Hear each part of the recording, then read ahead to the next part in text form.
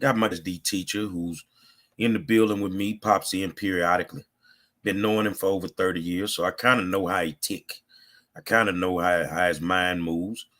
Very, very intelligent young man I met when we were younger in the park helping kids, HISD kids, as a matter of fact. A lot of these kids went to Ortiz and Chavez and Cullen Middle School and different schools like that.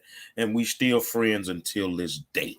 Um, we have been participating. I've been participating, and Terry has been watching all of the meetings that TEA had for the public. And today, I want to put up a screen. I want to read you guys something. They had a march today. It was supposed to be a march. It turned into a rally. But let's see. The American Civil Liberties Union and ACLU also filed a complaint today with the Department of Justice to investigate. Hold on a second. I'm going to mute you for a second. To investigate the TEA for those who felt their rights as voters were being violated. As you can see, they had a few, maybe a couple hundred people out there. Dozens gathered to march in opposition of the TEA takeover of HISD. Houstonians passionate about education gathered at Cesar Chavez High School on HISD's Chavez Huerta Day to march against the Texas Education Agency's takeover of the district.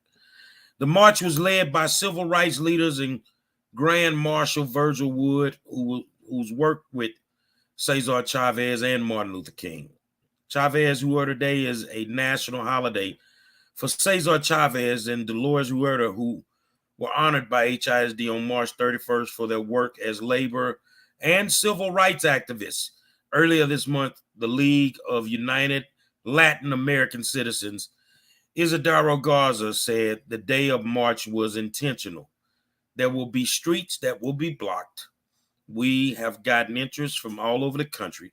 On that day, what was passed 3 years ago will have 190 students that are going to be at home. We're going to have 27,000 HISD employees, teachers that are going to be at home. Garza said the city provided emergency facilities and Metro provided cool down areas for the march. Before the march, Bishop James Dixon voiced what he felt was the reason behind the takeover.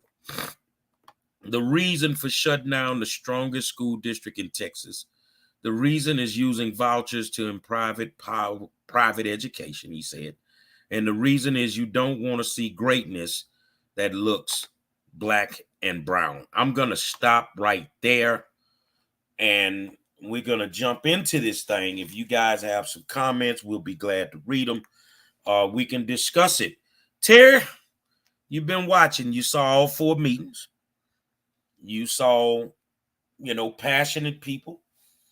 You saw people that supported the takeover. You saw people like me that supported the takeover, and you saw tons of them that did not support the takeover. You saw bus drivers, you saw teachers, you saw everybody. What did you gather from the 4 meetings? What do you feel was accomplished by having those 4 meetings where basically, to me, it was just organized chaos? Well, first of all, I knew that the meetings were going to be basically vanilla. That the meetings were, someone would sit there to basically give you the bare minimums of what TEA really wanted to do. And once that was done, then they would maybe expand on what they want to do. But again, we didn't listen to what that one person said. So I think we're going on a premise that this is to destroy black and brown schools when we haven't even taken a chance to listen to what the man has to say. Every time he gets up there and he tries to say something, it's more or less like, okay, they shut him down. Okay, I would say let's listen to what they have to say and then make a decision. Also, going to the meeting and asking his boss to come out there and meet you and meet with you. These schools didn't start failing yesterday or last week. These schools been failing for 5, 10 years. Where are these same people crying about meeting the boss today Where were they at back then? So again, I'm looking at it and I'm looking at all the meetings because every time the man got up there and he tried to speak, everybody just cut him off. And they want to scream at him, we want answers to these questions. Okay, well, you probably could have got answers to those questions had you listened to. I ain't gonna say you got answers to all the questions, but maybe you'd have got answers to some of your questions. But by not listening to them at all, you don't even know what they're gonna do or what they're planning to do. So again, nothing got accomplished. TEA knows exactly what they want to do. You don't know what TEA has in store to do or what they plan to do because you never listened to what they were trying to tell you in the first place. So can we go back to just trying to listen to what they're trying to say first? I mean, because as far as the takeover is concerned, that's a done deal. We both know that that's a done deal. They can keep marching and saying we're going to take it to court, we're going to do all this, but June 1st is right around the corner. Yeah. Um, you know, a lot of people don't understand the way that I think. I think me and you've gotten along for 30 years because you kind of allow me to be me. Yeah, Even when we coached together, shit, I was like Bobby Knight and you were like Mike Krzyzewski. You were quiet, laid back. I was volatile. But at the end of the day, I got what I needed out of my kids. yeah, And they were a reflection, especially when we played defense, they were a reflection of both of us. They were cold and calculated like you, but they were loose and out of control like me and would knock your head off. yeah. So what I think is I totally agree with you. Nothing was accomplished. The meetings were very, very vanilla. There came a time when I just felt that their voices were not going to be heard. Um, Even if they needed to say what they needed to say, you have the right to be able to say that. So I kind of put them in a position where the mics would be out there. It was a conversation that I had to have. Put But the think, mics out. Go but ahead. but think about it this way. Okay, say you're coming into a business and you're taking over, right? You're now in charge. You're going to take over this business, and everybody says, okay, well, they didn't give up. They're not listening to us. They said that they were going to choose these managers from the community. Everybody knows, and I mean, you got to know in your own right mind that if you're coming in to take something over, you're going to choose the people that you think that you can work with right off the bat. You're going to choose some people before the process even starts. You're going to know who you want to work with and who you don't want to work with, and then you're Exactly. going and then you're going to let the whole process play itself out. Now the thing with this is you discovered part of the process and you expose that part of the process of the part where they had already talked to certain people and said these are people we want to work with. But again, they still going to choose people from that long list of people that put their names out that say they want to be managers. And they already know who they want to work with and who they don't want to work with. And we have no control over that, none whatsoever. Well, Robin makes a good point. She says, "Where were all these people in the past? Now Exactly. they care." Yeah. But see that really kind of put something on my mind 2 days ago, and I went to the meeting with it on my chest because I'm sitting in an auditorium with tons of people that I've never seen a day in my life. Now, people will say, "Well, who do you think you are? You don't know everybody." Well, I'm the guy that goes to all the board meetings. I'm the guy that goes to all the community meetings. If a board meeting is at 7 o'clock in the morning, I'm there. I'm there. You feel what I'm saying? I am there. So I kind of know who's who's the movers and shakers. Yeah. So I'm looking at, I see the usual suspects. I see Travis. I see Larry. Hmm. Keith Downing from Cashmere. I see my good friend D from Trinity Garden. Yeah. Nikki Kaiser from out in North Forest, Well known Tamika community Harris. leader. I know the movers and shakers, but Yeah. then I'm seeing a bunch of people that right now have lost their ever loving mind and act like they care about children when your wife and my ex-wife have taken our credit cards from us in the past for taking care of the same kids that they would not help us with. Exactly. And But that, I to think, me, that is totally disrespectful. but And I think go they ahead. do. I think some of them do care in their own way. But again, this goes back to what I said about these people because they only come out. Like they say, that freaks come out at night.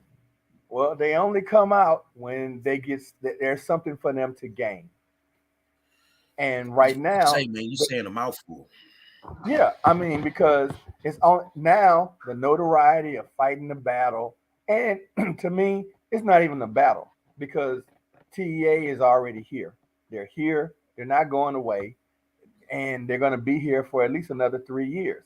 So the whole point with this is all this all this coming out now and saying, well, we're standing with the community. Where were you at again? Where were you at 5 or 10 years ago when the schools were failing then, when they had F's? Now they're saying, well, it's a B or a C or it's not failing anymore. Where were you at when they were failing? Where were you at when kids that we have right now in high school are reading at a fifth grade level and can't do basic math? Now we got to look at how we're going to help them. Where were these people at then? And and it's always the same people. It's always the same people that say they're community leaders or they're politicians who say they care about the community because people have voted for them.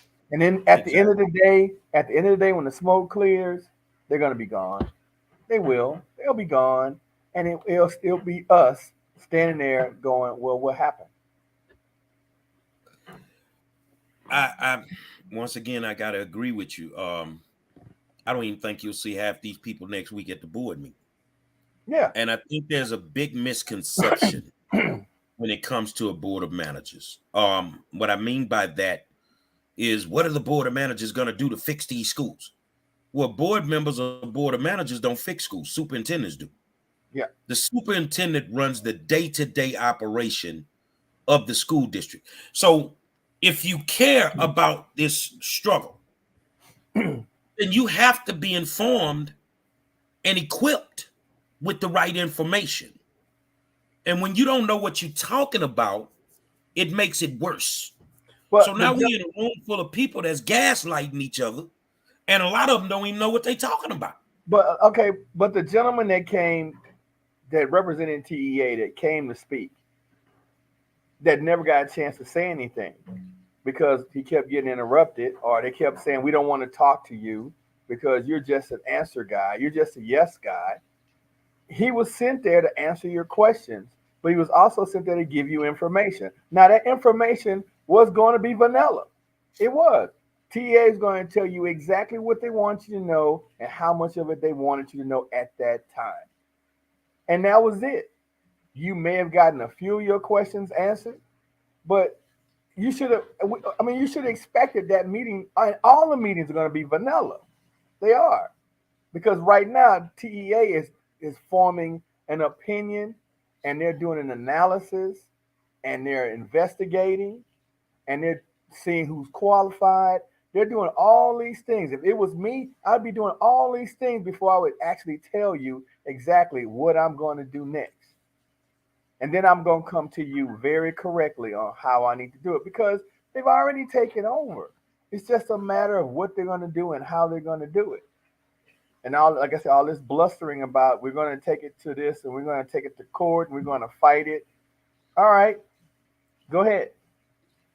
Who are you going to fight it with? Who's going to pay for the lawyer? Well, they want the country to get behind them. But you know what I have a problem with?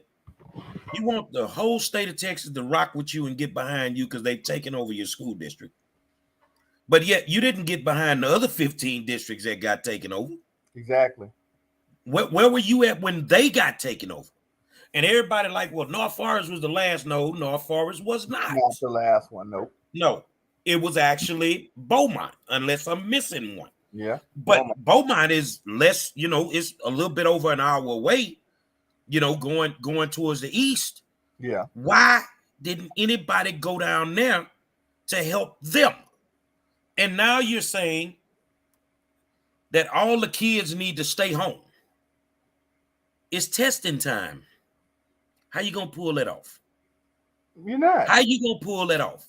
Because it's not gonna happen. No, because again, June 1st is really a lot closer than you actually think. We're in April now. All this month is going to You're in be testing. crunch time for star testing Yeah. right now. You're in No, no, crunch time. we started star testing last week. I'm telling Wow. you. We've been star testing all last week. We've been star testing all this week. We're gonna be star testing all of April. And then as soon as April ends and star testing is over with, these high schools gonna go into a whole nother mode of trying to get these kids to graduate. Middle school's gonna go into a whole nother mode trying to get their kids to graduate. Records gotta be turned over, kids gotta be enrollment, summer schools gotta be set up. All these things start to happen in May. So April and May is already booked. June 1st is right around the corner. Teachers are already making their decisions whether or not they're going to stay with the district or not stay with the district. All these things are happening at one time, on top of trying to teach, trying to put in grades, trying to do after school activities, trying to hold PTA and PTO meetings. All these things are happening. And then we got all these seniors who are right now still trying to put in their FAFSA paperwork, trying to get ready for college. Career centers in high schools are trying to make sure that they got their stuff right so they can go off and be productive students in college. All these things are happening right now. And it's more than just, oh, okay, well, we're going to fight TEA. The fight to stop TEA is a mute point. That's going to happen. It's going to happen June 1st. They're going to make their decision. Now, what we need to do is figure out, okay, let's listen to what their vanilla story is going to say. Let's ask our questions. Let's be productive. Because believe it or not, we're going to have to work with these people. We're going to have to work with TEA. HISD is a done deal. They're going to hire managers. They're going to find them a superintendent. And we're going to be stuck with this for the next 3 years, maybe more, depending on if we keep fighting this battle of trying to say, give us back our school. The same people that are hollering, give us back our school, I keep saying again, where were you at 5 years ago? Where were you at 10 years ago when the schools were failing? Why weren't you beating on doors and protesting and making speeches then? When you really needed to be making these speeches. You You know want what's crazy? You know what's crazy, man? Is they want to hold Marath accountable, and I get it. I may not agree with it, but I get it. yeah. But did you hold Rhonda Skilling Jones accountable? No. Did you hold Brian Busby Nope. accountable? Nope. See, when we think about it, this is bigger than a school having an F or a D rating. Yep. We're talking about the corruption. We're talking about the violations of state and federal law that have gone on that were never punished. And they were not punished because HISD immediately filed a lawsuit. And I'm telling people, well, when it first happened, they immediately filed a lawsuit. Why aren't they doing that now? Because they can't. Legally, they cannot.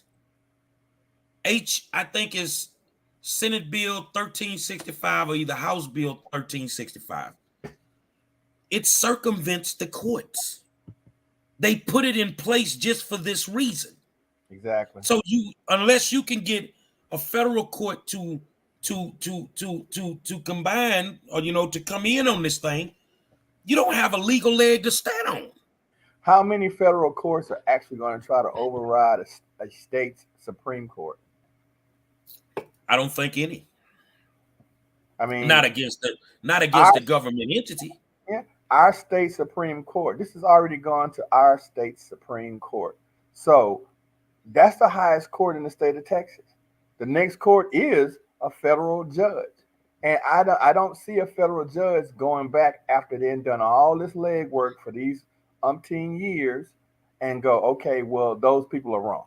I just don't see that happening. And that's why I keep telling everybody, go to the meetings, sit down, listen to what the man has to say, ask your questions intelligently, try to get an answer, and then it is what it is. Because that's all you can do. All that going in there and screaming and yelling at the guy, and all he does is he stands there. If you ever know, he just stands there and waits for the clock to run out. And then when the clock runs out on the time for him to be there, he goes, "God bless y'all, good night," and he walks off stage. That's it. I mean, he's gonna go there. He's gonna say exactly what his boss told him to say, and then Well, he's going to leave. here's another viewpoint that they're saying this is the new Jim Crow.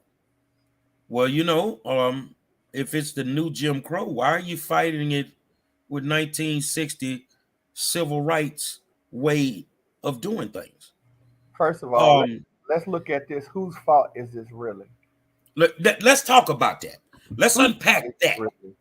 Whose That'll fault get is this? let's get to the root cause of this. Yes, What the hell happened that made them want to take over the Houston Independent School District? failing schools, poor attendance. The Let me thing, ask you a question. yeah, If Dutton never writes the bill in 2015, yeah. in your heart, do you think they would have fixed these schools? No, the schools aren't fixed now. That's the Say whole. it again. The schools aren't fixed now. Just because you got a great rating or you think you got a good rating, there are still things going on that nobody even knows that's going on in schools. I mean, we have schools that have multiple fights every day. We have schools that don't have enough teachers. We have schools that don't have certified math, English, or history teachers. They're being subsidized with substitutes and hourly lecturers. Because why? Because there's no accountability. There's no accountability at the top, so there's definitely no accountability at the bottom. Well, man, I And thought that's that they another were reason why. saying they've been preaching in some of these meetings that the superintendent has been phenomenal. Yeah. I mean, how could he be phenomenal and all the things that you just said are still going on?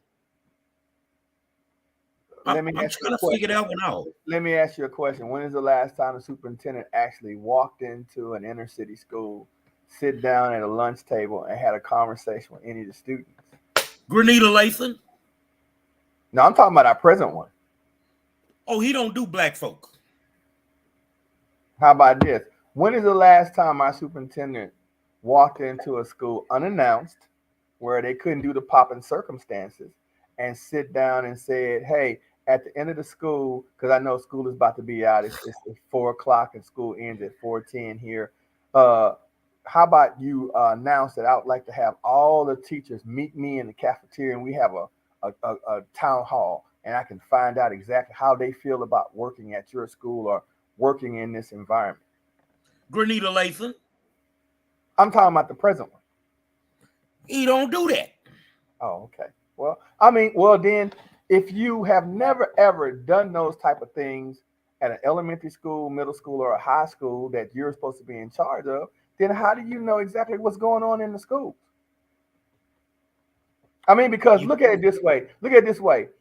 If I worked for you, right, and you announce to me on Wednesday that you're going to come to my school on Thursday, I'm going to make sure everything looks nice, neat, and clean, and it's going to meet the standards, and you're going to be very impressed, and the teacher's going to be well dressed, and you're going to meet the right kids at the right time, so everything looks on the up and up.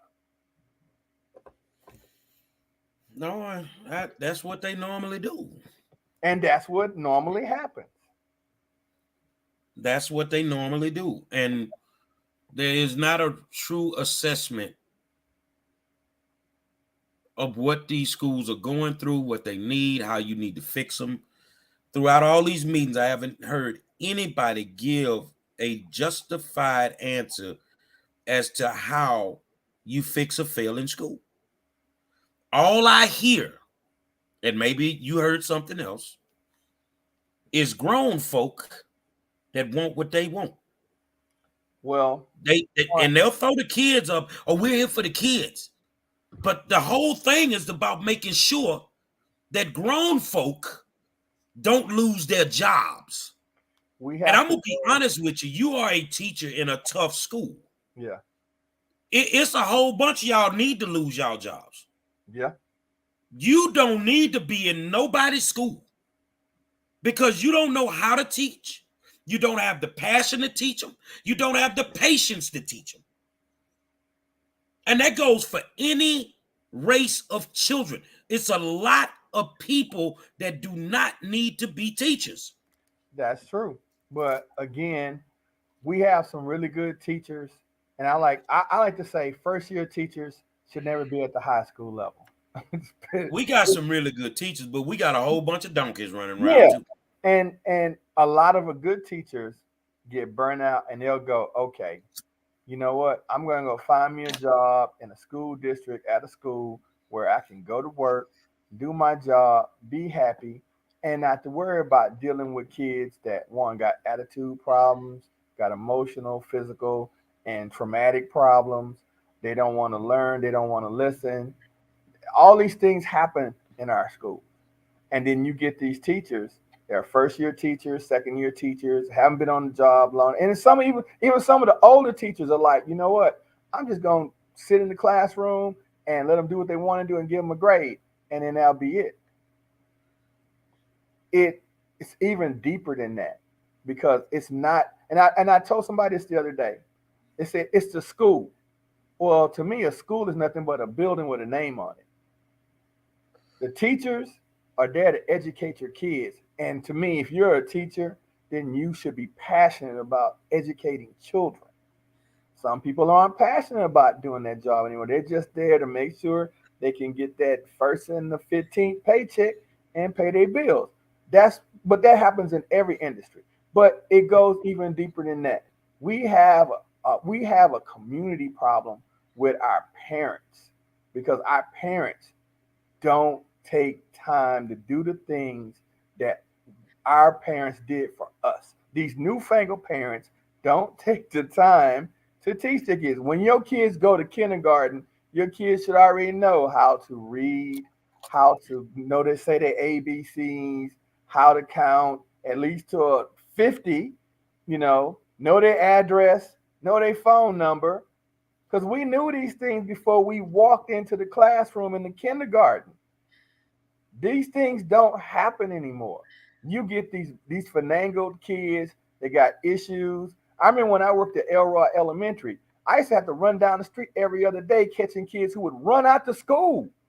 They would get mad at the teacher and say, "I'm going home," and run out to school down the street. I'm chasing this kid down the street trying to catch him and bring him back to the school. And then the parents would come to school and tell me, "Don't put your hands on my child." But your child left school. If I hadn't went and got him, something could have happened to him. Well, just Then call they, me. then I'll they find want to sue the school district. him. Call me. I'll find him. He probably just going home. So we have a community problem where we're gonna have to start holding our parents accountable. It goes back to the point, and like I told somebody the other day, I told one of my classes, I said if it was left up to me, you'd be back in uniform.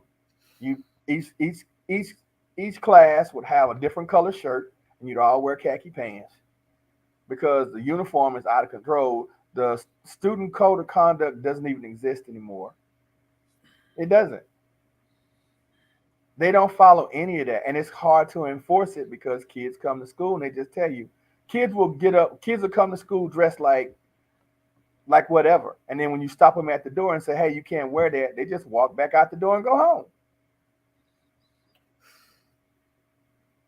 We got to start enforcing. If we have a code of conduct, a student code of conduct, and a dress code, those are just the basic things that we have to start enforcing. And we have to make parents aware that, hey, we're going to be enforcing these rules and we're going to hold you accountable for your kids coming to school, being dressed the way they're supposed to be dressed, and abiding by the rules.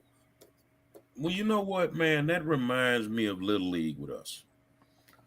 They would send their kids over to us. They ain't have no money. Yep. When they figure out their kid wasn't good enough to crack the starting lineup, because you had to be a monster, Yeah. they'll snatch him and they'll take him to another team. Yep. Now, when they take him to the other team, all of a sudden they then hit the lotto or something because they come up with the money. We had to fight to get them to come to the games, but we got them now, and I think winning kind of got them to come out more. But Yeah. in the beginning, they wouldn't support them. They wouldn't do anything. But if they took them to another team, they fell in line. Yeah. So if they take the child out of public school in our area, and they send him over to Shadow Creek or Pearland, all of a sudden they at the PTO meetings. Mm-hmm. All of a sudden they at open house. Oh, they got it. They on the computer checking his grades because you already know he out of district. Yeah. And if he slips, they're gonna send him back to his home school. So I think a lot of kids have been put into different schools all around, especially the suburban schools, because for different reasons, athletics or they just needed a change of scenery. Or they threw them in the charter schools, and then in the charter schools, they ain't gonna put up with them too long if they come up in there with that foolishness. So they become more active as parents, but in HISD and regular school systems, it's nothing but a glorified babysitting service. Well, see, this is what happened because we're right down the street from Kip, and then we were right down the street from Dawson High School. So us being an open school, if you right there at Beltway at the Beltway, you can go to Dawson. But what our kids have found out when they go to Dawson, they find out that they're not really prepared to do the work there. And Dawson holds them accountable for the classroom work. So when you go there talking about, I'm gonna go play football, we had at least 3 or 4 football players who uh, at one point skipped on down to Dawson saying, I'm gonna go over here, or I'm gonna go over to Shadow Creek and I'm gonna play football over there because they're winning. I don't want to put in the work in my community school. I want to go where I got a chance to win a state championship. And then they get over there and they find out, okay, now I got to compete for a position where I could have been starting at my school, but I got to compete for a position. And on top of that, they're going to make me go to class every day. I can't walk the hallway and get away with stuff during football season. So then they end up coming right back, but then they're not eligible to play because they've been out of district. Or we fandangled it to where they can play. So those things do happen. But again, it falls on the parents. You know, you got to hold the parents accountable. When your kids want to go other places, you got to tell them no. And you're saying checking their grades.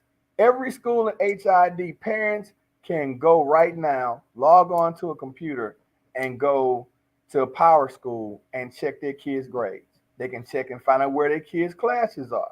They can look at every assignment that's been done and what are missing in power school. That's for every kid, just about every kid in middle school or high school that has power school that's carrying a laptop. They have that ability to do that. But I get parents that call. I had a parent call me up the other day right before I was getting ready to leave school, and she goes, "How can my son be failing?"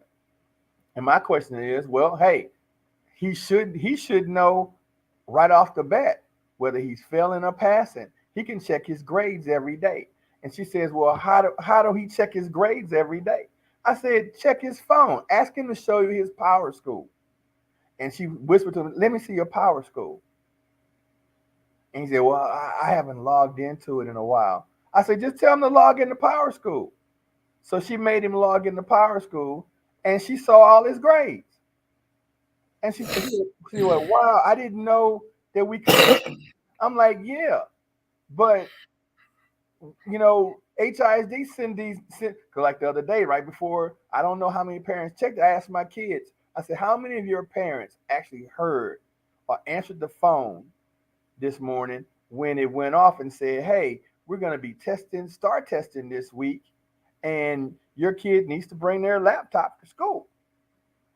but most of them don't have home, or most of them don't have home phones, or they've changed their numbers, so they don't get those messages. They got phones. They got cell phones, Yeah. but they change the numbers like they going to the store and buying candy. So the numbers that the schools have for these parents aren't even in the system. They're old numbers. Like my kids were like, "Oh, my mom changed. My mom and dad both got new phones." I'm like, well, why they got new phones?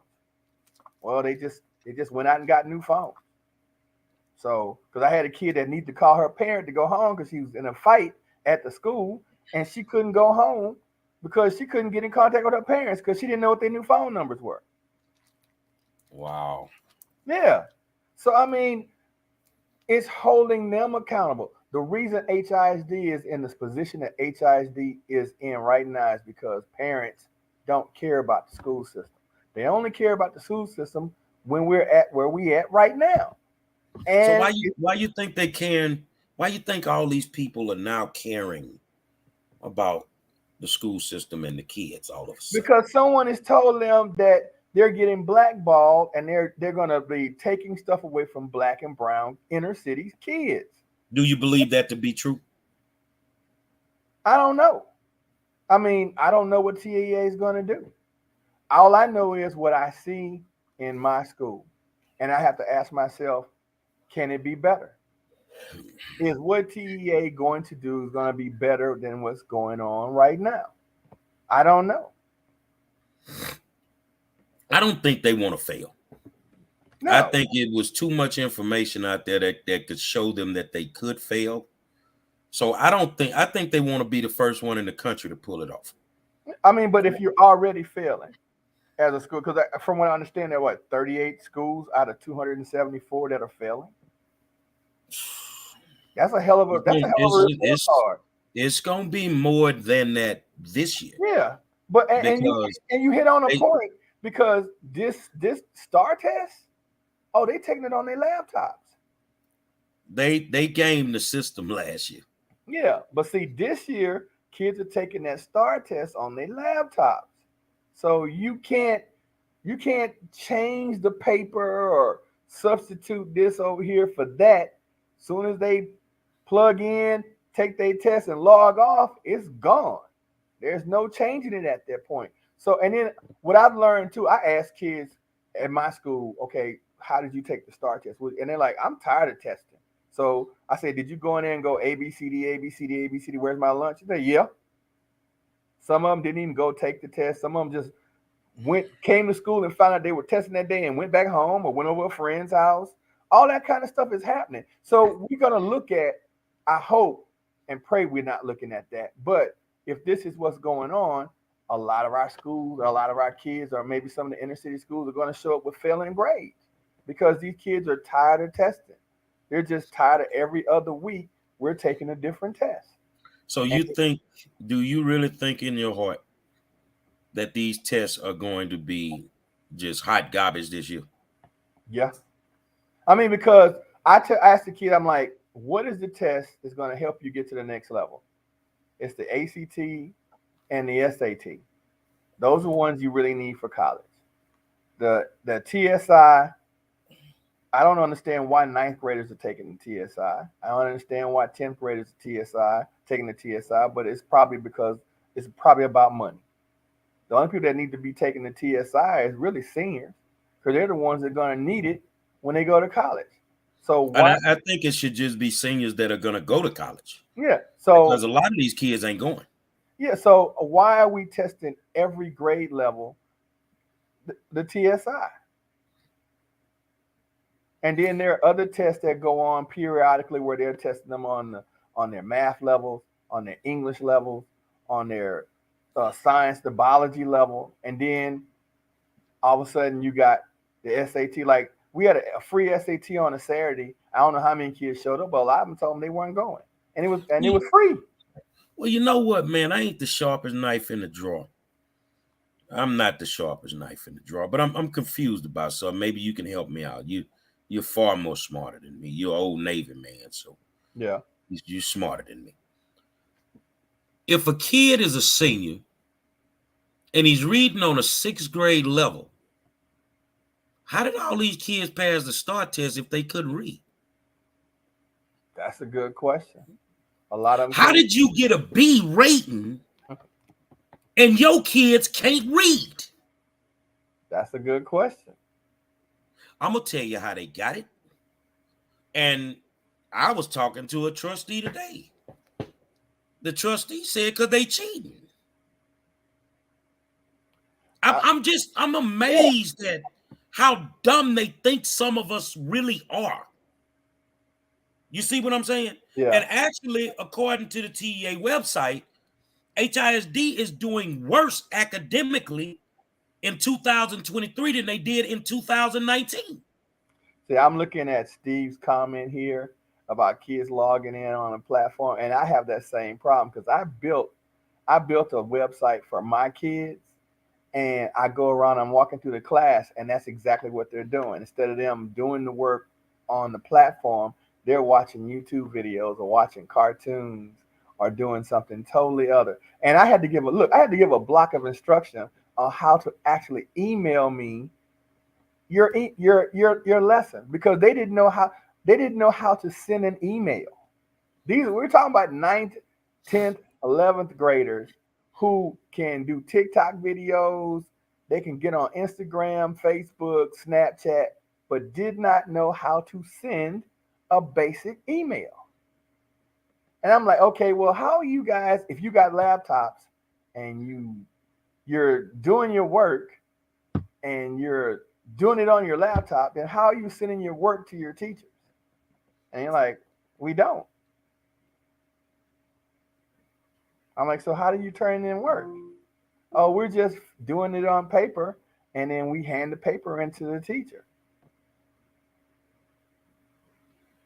So I'm like, okay, so I didn't understand that at all, But again, I'm having my kids bring their laptops. It's a requirement that you bring your laptop because most of them they even leave their laptop at home. I have a little girl that leaves her laptop. I have extra laptops in my room, testing laptops that I let them use when they don't bring their laptop. But they'll leave their laptop at home like, oh, well, my brother got it, or I left it in my mom's car, or I left it underneath my bed, or I left it on the dining room table, or I left it in the kitchen. I'm like, well, how you gonna do your work all day if you don't have your laptop? Well, I see, don't with know. a lot of the stuff that you're saying is a lot of the reasons TEA wants to come in and take over Exactly. because they know that there's no basic structure running these schools. Now, I always say everything rises and falls on leadership. That's what I feel. So if the principal is messed up, then the school's gonna be messed up to me. But then how did the principal even get the job? Oh, he knew the right people. And then once he got the job, he started hiring all his unqualified friends. So now nobody's being held accountable, and the kids are just falling through the cracks. Because even if a parent does their job at home, that kid still has to be at that school for 8 hours Yeah. in an unstructured environment, in an environment with no student code of conduct, no respect, no nothing. And it's just like it's a free fall when they get to school. I went by the school the other day. Good kid, Yeah. got top notch grades in the 10th grade, being highly recruited in the 10th grade. Yeah. I was in a certain office. I told them, I say, call him down. They called him down. So I'm that liaison, that guy that gives a damn about the football players and the basketball players and even the regular student. I love them all, my special ed babies. Yeah. So he sat down and I say, I think you've been reading, and I'm in front of his mama. I think you're reading your press clippings too much. He looked at me. I said, let's get something straight. The same way God gave it to you, he'll take it from you. Yeah. You need to stay hungry in the classroom. You need to stay hungry honing your craft. Mm-hmm. If that ain't what you want to do, he's going to take it from you. He looked at me, man, I'm doing everything. Nah, I don't think you're doing everything because if you was, then I wouldn't be sitting here. I was asked to come sit here. Mm-hmm. So let's get this straight. Get your mind right because you ain't guaranteed to get nothing out there. Yeah. You ain't guaranteed to get nothing. And you already know how it go over here. Yeah. Right now, it's a new day, a new time. We're not putting up with it. We're just not putting up with it. You're going to be a student before you an athlete. Yeah. That's what you're going to be. You see what I'm saying? So that tough love is there every single day. You know, we don't have the type of coaches that we used to have in school. I'm blessed to say that Yates has a young fella by the name of Raphael Thomas, and he got a lot of old school values instilled in him. Come a country boy. He come Yeah. from the mud. So, you know, he on them every day. He's on them every single day. But let me And ask you this. Because and these coaches are on their kids, and they really want their kids to go to the next level. But it's hard when when when you have a school or you're working in an environment to where your student comes to school and say you're a 10th grader right now, right? mhm. Your first class is algebra, and you walk in the class and you got a substitute teacher. What are you gonna do? What time did you walk in? 9 o'clock. Was you on time or was you late? No, because school started at 8:30, but you didn't get there till 9. Okay, so first of all, when you get to school, old Coach Monroe sitting right by the front door. Yeah, I'm waiting for every last one of y'all that come in here late. yeah, but that's the old school way. No, So that's what I do now. no, but I'm saying you're the 10th grader. You're the 10th grader. You're the 10th Oh, grader. so you asking me what I'm gonna do if I see a substitute teacher in the class? Yeah. It's either one or two things that I'm gonna do. Either I'm gonna skip the class, or I ain't gonna do a goddamn thing. Okay. So you went through that class, right? The next bell rang. You got 10 minutes to get to your next class. You get there, and you got another substitute teacher, or you don't have anybody in the classroom at all. What you gonna do? Most likely, I'm skipping. I'm going to the gym. Exactly. So then your next class is gym. What you gonna do? I'm gonna hang out in the gym until lunchtime. You're gonna go to lunch. And then after lunch, you got another class, which you do have a teacher, but you really don't like that teacher. I'm gonna go into class, lay my head down because I'm full of that nasty food, and I'm gonna take me a nap. That's normally what happens to some of the students. But see, that's why they can't run game on me, because that's exactly what I used to do. Exactly. So You I know know that's what you gonna do. exactly. Now I you know, and you now know what's crazy? I know some of them mamas and daddies, and you know they say this thing, man. We so glad you helping out over there. No, you ain't. Because if you played for me, you already know what it is. yeah. And I ain't changed too much over the years. I want it all from your kid in that classroom. Because I told one the other day, say, man, what your credits look like? Man, what your grades look like, boy? Don't make me go into the registrar and find out. You don't even have to do that. All you gotta do is tell them to pull up on your phone, show me your power. No, and I get that. I Yeah. wanted him to tell me. Yeah. I'm talking to you like a man, young man. Well, you know, I got a bunch of 70s. Now I'm gonna tell you what's gonna happen, Doc. You can either get your mind right and get them credits in order, because we ain't cutting no side deals. But there's another We ain't thing. got time for you to But, go make them up in the summer. but there's another thing going on that you don't understand too. See, these kids have figured out the game. They can fail and then go to summer school and get all them NGs and bad credits removed so they're eligible to play sports when football team time rolls around.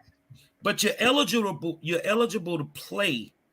But when it comes time for the scholarship, they ain't taking no credit recovery. But they're not looking at that. They just want to play right now. And I parents think, are checking it. And when August roll around, what are coaches gonna say? Well, he's eligible. well, that ain't the way it worked with us. We not putting up with it. You gonna earn your keep. That's what the young soul, the old soul, Coach Thomas tell them. You gonna earn your keep. I always ask parents to ask your kids this: what's your GPA? You took the SAT test. You've taken the SAT test every year you've been in high school. So what is your SAT score? Your your seniors and juniors, even your sophomores, should be able to tell you what their SAT scores are, what their GPA is. In fact, when you look in Power School, it tells you exactly what your GPA is. It does. But the whole thing is, no one is actually accountable. Parents aren't being accountable. Teachers are doing what they're doing just to get by. Principals are doing what they need to do to get by. And the superintendent and everybody else is just saying, hey, let's just make sure they graduate. You know, when I look at the graduation rate in college football from the University of Alabama, Mhm. and I see that Nick is getting those kids out of school with those degrees, Yeah. especially the ones that stay 4 years Yeah. or however many years, but they're getting those degrees. Nick Saban doesn't just care about your child as a football player. He got more than enough football players. He could give a damn and care less. Yeah. He wants to make sure that if football is not the route that they take after they leave Alabama, they Yeah. got something to fall back on. So we as parents and as employers, we have to start. Hold on a second, y'all. We have to start having people surrounding our kids that have the same values as Saban. You feeling what I'm saying? Yeah. Because I think Saban is a hell of a coach. He is. I think Kim Mulkey over at LSU with them girls Yeah. is a hell of a coach Yeah. because they're going to demand that you be a student before you're anything else. See, me, I don't give a damn how far you can run or how fast you can do it because your speed doesn't matter to me if you're running from the cops. You feel what I'm saying, dog? That's the Yeah. way me and you used to coach. We Yeah. had the worst of the worst. The kids nobody wanted. But those kids turned out to be some of the best kids we could ever coach because we demanded excellence from them on and off the field. And this was in park football. We Yeah. didn't have to check grades after we got that one report card, but we did, and we cared, and we would go to the schools during the course of the day to check on our kids. And you knew one thing: if you couldn't line it up when we got there, Yeah. you're gonna have to see us when you get to practice. Yeah. And me, you know how I was back then. I ain't taking my medication every day. You don't even have to deal with a crazy man that ain't took his medication every day. Yeah. Cause I got exercises that back then that could literally make your booty hole hurt. Yeah. So, I think that there's a lot of things that need to be done differently. And that's why I think where we are right now with TEA, we're gonna have to stop, we're gonna have to look, and we're gonna have to listen. Because we can't do any worse than what we're doing right now. Oh, they're I gonna close schools. No, they were gonna close your schools regardless. Yeah. And They there were are gonna going to close be your schools. schools There are regardless. schools. There are schools that's going to get closed. Let's just be honest about that. There are schools that will be probably closed, and they will be closed not just because they're failing, because who wants to spend hundreds of thousands of dollars to keep schools open? They only got 200 or 300 students. When you can move those 200 or 300 students over to another school, and then and probably get a better education and a better chance for them to do something there instead of keeping an old dilapidated building open or keeping a school open to where you're just spending taxpayers dollars and you're not getting what you need to get out of it. Let's talk about that, my friend, because there are multiple schools. There are tons of schools that need to be closed because they're just grossly unenrolled. Yeah. And I get what people saying. HISD did this. No, I understand what you're saying, but from an economic standpoint, you can't keep a Walmart open if ain't nobody shopping there. Agreed. You And that can't is keep a school open if you don't have enough kids that's coming in to pay the basic bills on the school. and I'm tired of hearing this. Well, if our people would move back to the community, Man, ain't nobody moving back. and that's what I'm You saying. know, I A don't lot give a of damn what they say. I grew up in Third Ward, Texas. Love it to death. Gonna rip it till I die. But my mama didn't want me to die in third ward. Yeah, exactly. And a lot of people are saying, well, if our people would just move back to our community and we would have our own schools with our own teachers and we would take care of our own stuff. And I'm like, but you had Come that on, let's already. tell the truth, man. Stop saying that, because if you wouldn't have sold your grandma property, you'd have still been there. Exactly. You sold your people property because you wanted the quick money. So don't be mad. That's why I'm not mad at people that move out to the suburbs. You've earned the right to do that. Yeah. This is what our I parents mean, wanted for us. I They mean, wanted us to be 10 times better than them. and remember, the whole thing was get an education and get out of the ghetto. Not get an education and come back to the ghetto. That was the whole gist of the thing. Our parents would tell us, we don't want you to be here. We don't want you to stay here. What we want you to do is get a better education and move away from here. Don't be me, be better than me. That's what our parents were telling us. So yeah, And that's why, that's exactly what they were teaching us. That's yes, why they were so tough on us, and they wanted yeah, us to get the good grades, and they were pushing us towards college. yeah, Back then, college, back when we was young, you went to college, man, you did something. You yeah, could get a good job. You see yeah, what I'm saying? But I don't have no issues. I mean, come on, man. Me and you both lived in the hood.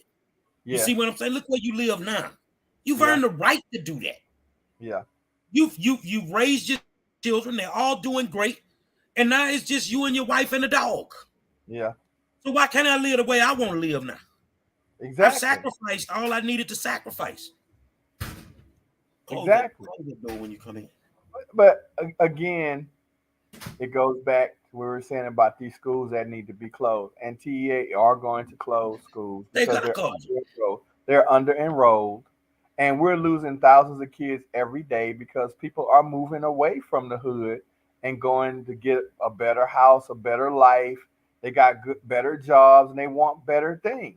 And everybody is tired of like people breaking into your house, stealing your stuff, or breaking into your car because you left a bag laying on the back seat and then busted out your window or stealing the tires. I remember the last time we lived in an apartment complex, there was a young man who had a nice car, had nice rims on, and one day I came out to walk the dog, and his car was on bricks. And this was in a gated apartment complex Yeah. in Pearland, and his car was sitting on bricks. So I'm like, oh my God. So nobody wants to live under those conditions. And then when they move away from the old community, then yeah, the the the enrollment goes down. The school's not getting the funding that it normally would have gotten, and then it becomes a problem. And school systems can't keep those buildings open just because you want to keep your building open because that's the school that you went to. You Yeah, know, that's the school you went to. It's been here for 100 years. Don't nobody give a damn.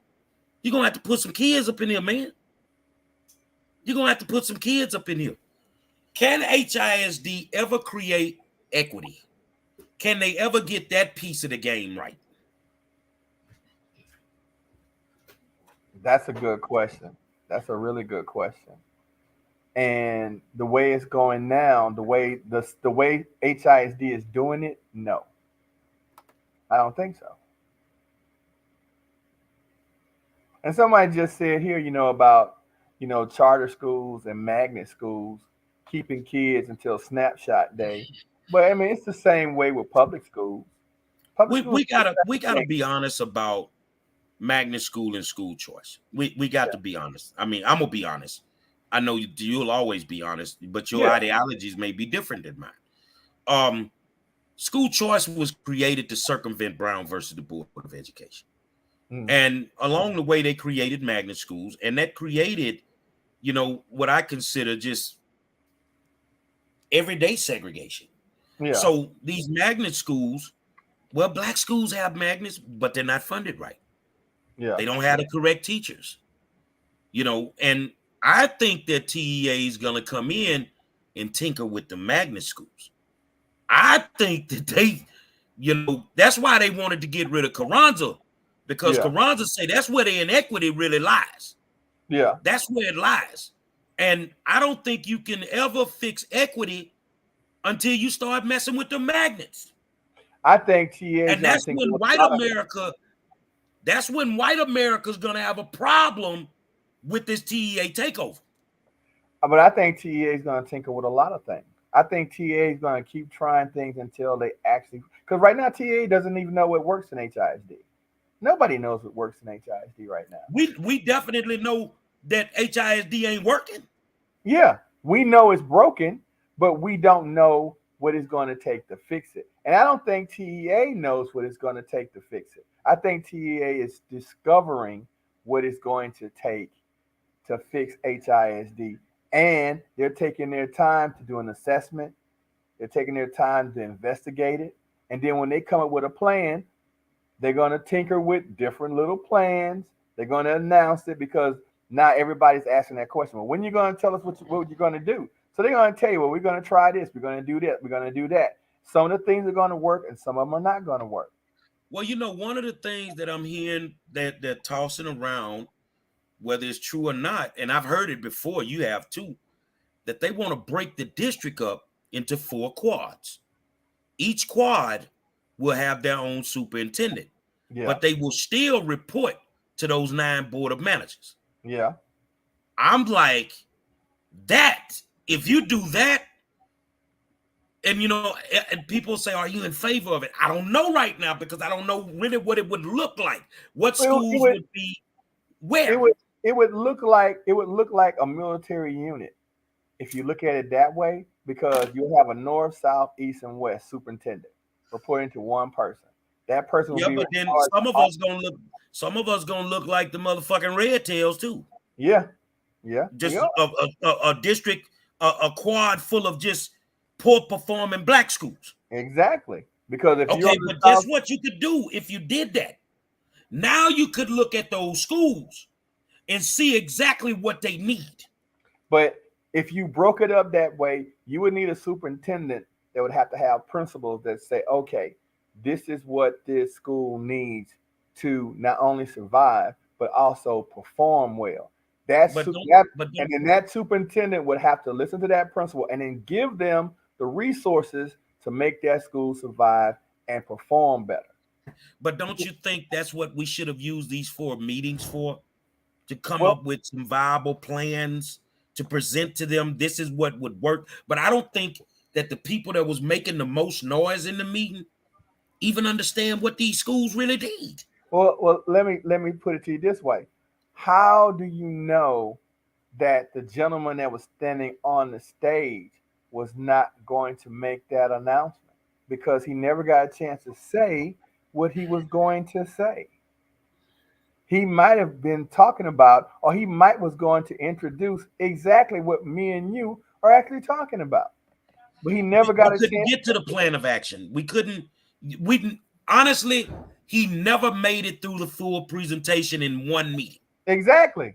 So no one knows what he was actually going to say. And again, I watched the meetings and I'm like, okay, he's standing up there just letting everybody scream at him. And at the end of the when the clock ran out, what did he say? God bless y'all. Good night. Yeah, he walked out of there like Russell Simmons Yeah, in Def Comedy Jam. yeah. God bless y'all. Good night.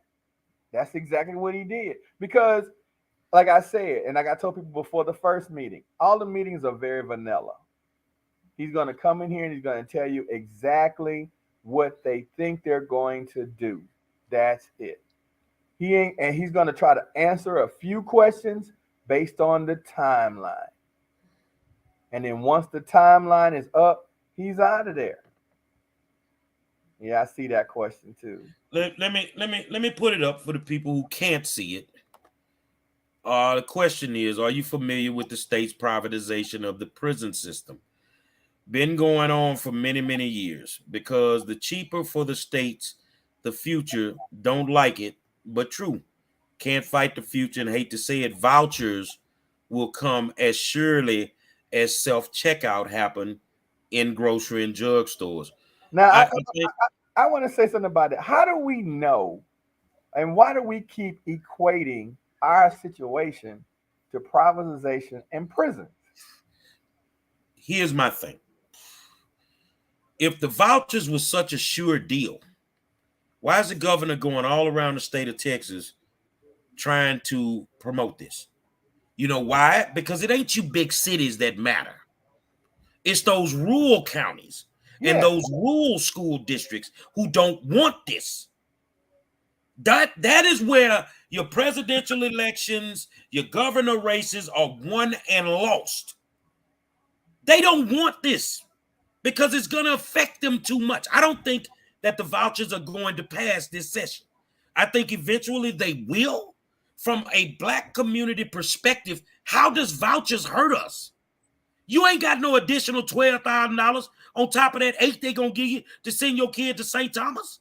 exactly. Your ass Exactly. going to still be sending them over there to get that free lunch. Exactly. So we get to worrying about things that don't even affect us. That's just like CRT. We need CRT in our schools. We don't need CRT in our schools. What, any of y'all ever figured out First that of the all, kids you thinking that need the ones who are saying we need CRT? Well, hold on a second. They can't learn CRT because they can't fucking read. first of all, CRT is not even taught in the schools. So, Exactly. I mean that's just one of those things that they're throwing out there to distract you from the stuff that's really going on. That's how I look at CRT. Anytime somebody brings up CRT to me, I'm like, okay, show me a book that teaches CRT. Show me a teacher's lesson plan that talks about CRT. Show it to me. If you can show it to me, then I'll believe it exists. It's existing in your school, but it's not. So it's a dead subject. It's just a way to distract you from the things that are going on. But Yeah. again, back to that question about the privatization in prisons. How come every time our community start talking about stuff and people start doing things, they immediately think that they're going to take something away from us and we're going to be shoved into like a prison system type of thing. First of all, again, the man stood up there and nobody listened to him. So you don't know what he was going to say. You don't know what he was going to present at all. You know what's So crazy? That a lot of these parents that may, think about the privatization of prisons and we're fighting for the school system. A lot of parents whose kids have gone through the prison system. Your kid went in there as a dropout. How many degrees did he come out with? How many of them ended up with GEDs? yeah, See, because in there is structured. yeah. So the But you don't have structure no that your choice. kid wasn't getting at home, they're now getting it in there. No, If because they're your gonna ass wake. want to get up out of there early, you're gonna have to do something. Because if you go to prison or you go to jail, they're gonna wake you up at a certain time. They're gonna feed you at a certain time. They're gonna tell you where to be at a certain time, and you're gonna be there at a certain time. But That guess type of what? structure is not happening in our homes. But guess what? If you were doing your job as a parent, you'd have been doing the same thing at home. Exactly. Because if you in prison, you ain't finna get up in the middle of the night and go in the kitchen. Nope. And if you live in my house, you ain't finna do it in there either. Exactly. It didn't happen. When my kitchen closed, my kitchen is closed. Yep. When I tell you get off that phone, get off that phone.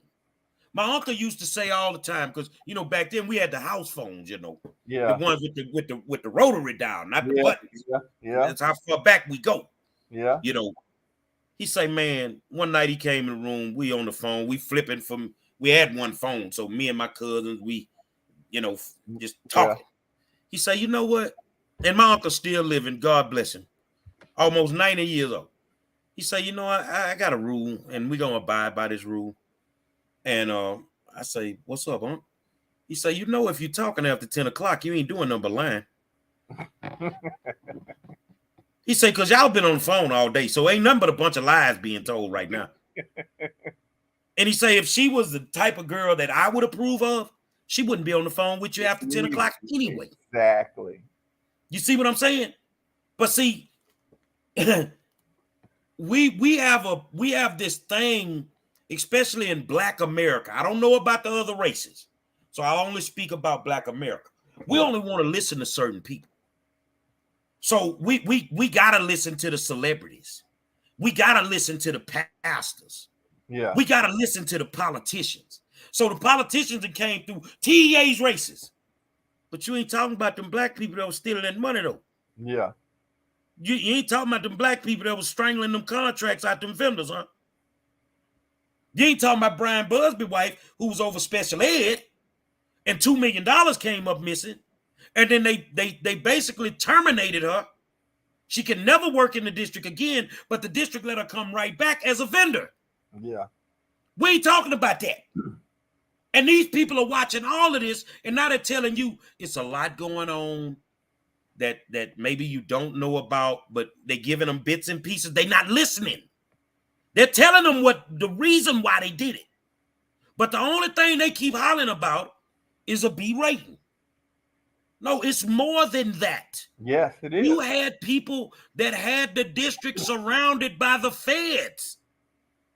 And this was in the middle of your lawsuit. But see, what a lot of people don't understand too, right now, there are probably investigations going on at HISD that they don't know about.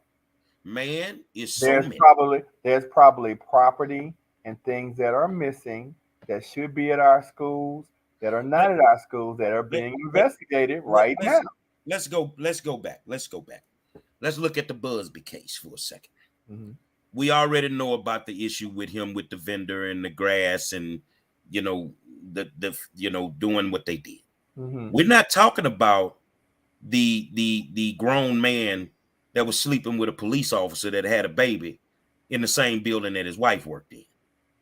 We ain't talking about him and his wife having multiple daycares inside of our schools. Mm-hmm. You see what I'm saying? You're running a full-fledged business inside of an HISD school. Yeah. You feel what I'm saying? I got Rosa Hernandez out of Welch because her and her friend had a consultation business that was doing business with the district. You cannot do that. Well, This is what's been going on, and people that don't know, I'm lacing you to it, but those that do know, they're trying to hide it. let me go even deeper than that. How long did it take them to build my school? Oh, dog, easily 10 to 12 years. Okay, 10 to 12 years to build one high school, right? And it took Bob McNair 18 months to build Reliance Stadium. Exactly. Now, I was in a meeting maybe 2 years ago because the alumni was trying to figure out what's going on with the football field. We don't have sprinkler systems. We don't have no scoreboard. Our track is messed up. And we found out that, hey, when they did the whole thing for our school, all that was actually in the budget for a new football field, new track. We're supposed to get a baseball field, lights, scoreboard. And then with your school, because I don't know if you remember, y'all a ticking time bomb. Yeah. They built you on top of a faulty gas line. Yeah. So, but when we asked them about the money, okay, well, if you had this in the beginning, where is it? They, oh yeah, we still have the money. We just didn't do anything yet. But then again, that was 2 years ago. We still don't have football field.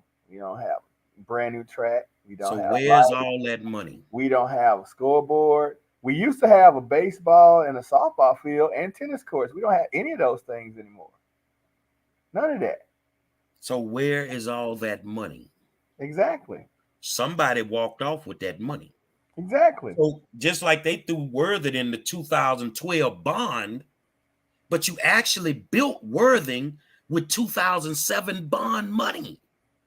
So the money you allocated to Worthing in the 2012 bond, 50, 60, 70 million dollars, where is that money?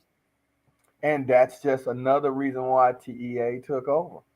Because when you got millions of dollars that's just disappearing, and it's that money, it's COVID money, it's equipment, it's people being hired that shouldn't have jobs, that just got jobs, like you said, because hey, my friend is a principal and I needed a job and I can type or I can take notes or I can answer the phone. That kind of stuff is happening, and money's being disappeared. Things not there's no accountability. Kids are walking out of school, not going to class. Schools are failing. Kids are failing. It's a It's plethora it's it's a of lot. And things. see Yeah. that's the hardest thing for me when I sat through the meetings and I'm hearing people, you've been spoon-fed a narrative. and that's what you're running on. Yeah. But you don't really know the truth. And then we got these And then so-called politicians. We got these so-called politicians that we keep voting for over and over and over and over and over and over and over again. And then they're running in and go, they're stealing your school. They're taking money from your public school and they're going to give it to charter schools. They're going to give it to KIPS and everything else. And your kids aren't going to have anything, no books, no nothing. And you need to start fighting for it right now before it's too late. I think, and this is what I feel, that the board of managers or the board, whoever, if they're working on the budget, we need to hold off on all these raises and all this. We need to see some test scores first. We need to see them. And that's just, you want this money, I'm willing to give it to you. But you're going to give me a reason to give it to you. You're going to give me a reason. And a lot of people didn't realize that you sold your soul when you took that raise last year with that COVID money. I'm telling you. Because the COVID money finna go away after this school year coming up. I'm telling you. They can't sustain the raises. I talked to kids this past week, just this week, because we would start testing this week.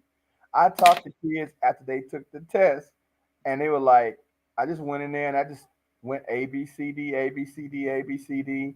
Because they said at first I was taking the test, and then I got tired.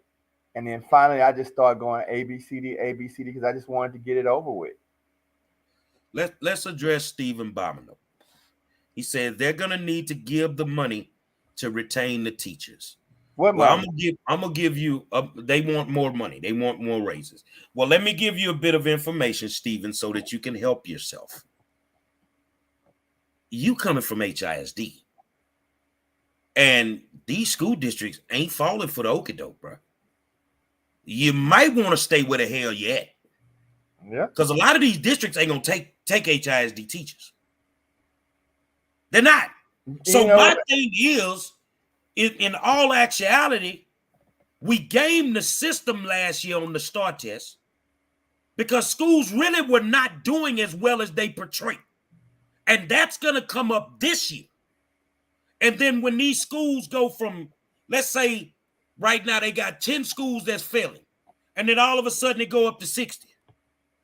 Well, were you really doing that well last year? Hell no. You gamed the system. The worst thing that could happen to teachers right now, I would say, is that they stay with HISD and then TEA asks them to again apply with TEA and show us your curriculum before school starts. I ain't got no problem with that. Show us what you're going to teach in the classroom the whole year, from start to finish. The thing is everybody wants more money. I mean, but if you want more money, if you want more money, then show me how you're going to perform. Okay, but here's my thing. If you want more money, you can show me that, how you're going to perform this year. But I want to know what happened this year. I want to know how well these kids did this year. And you're about to find out.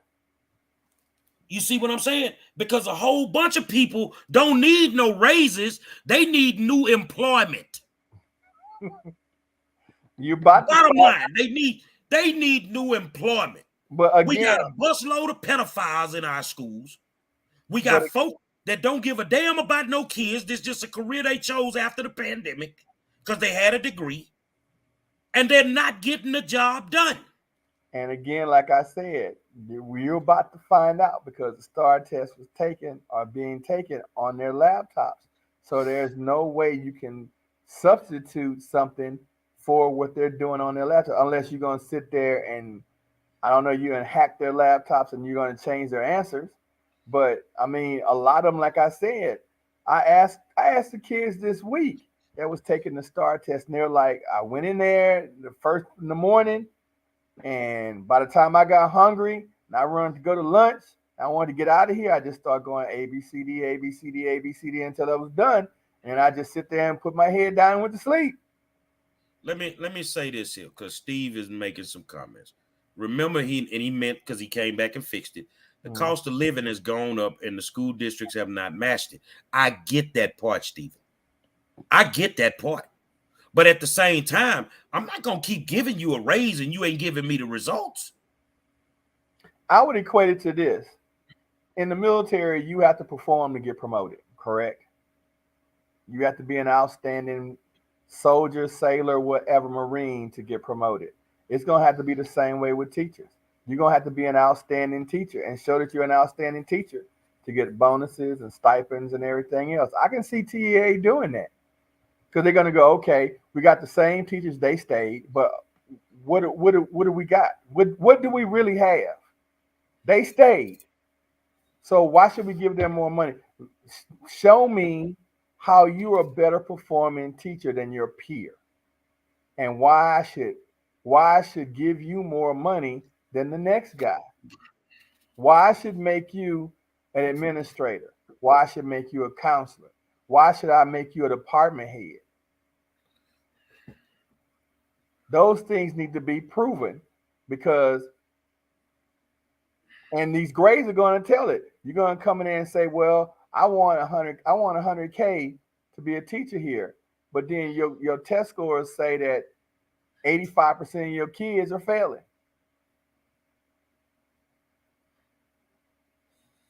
Steven said he had 86% growth in math with 40 kids in each class.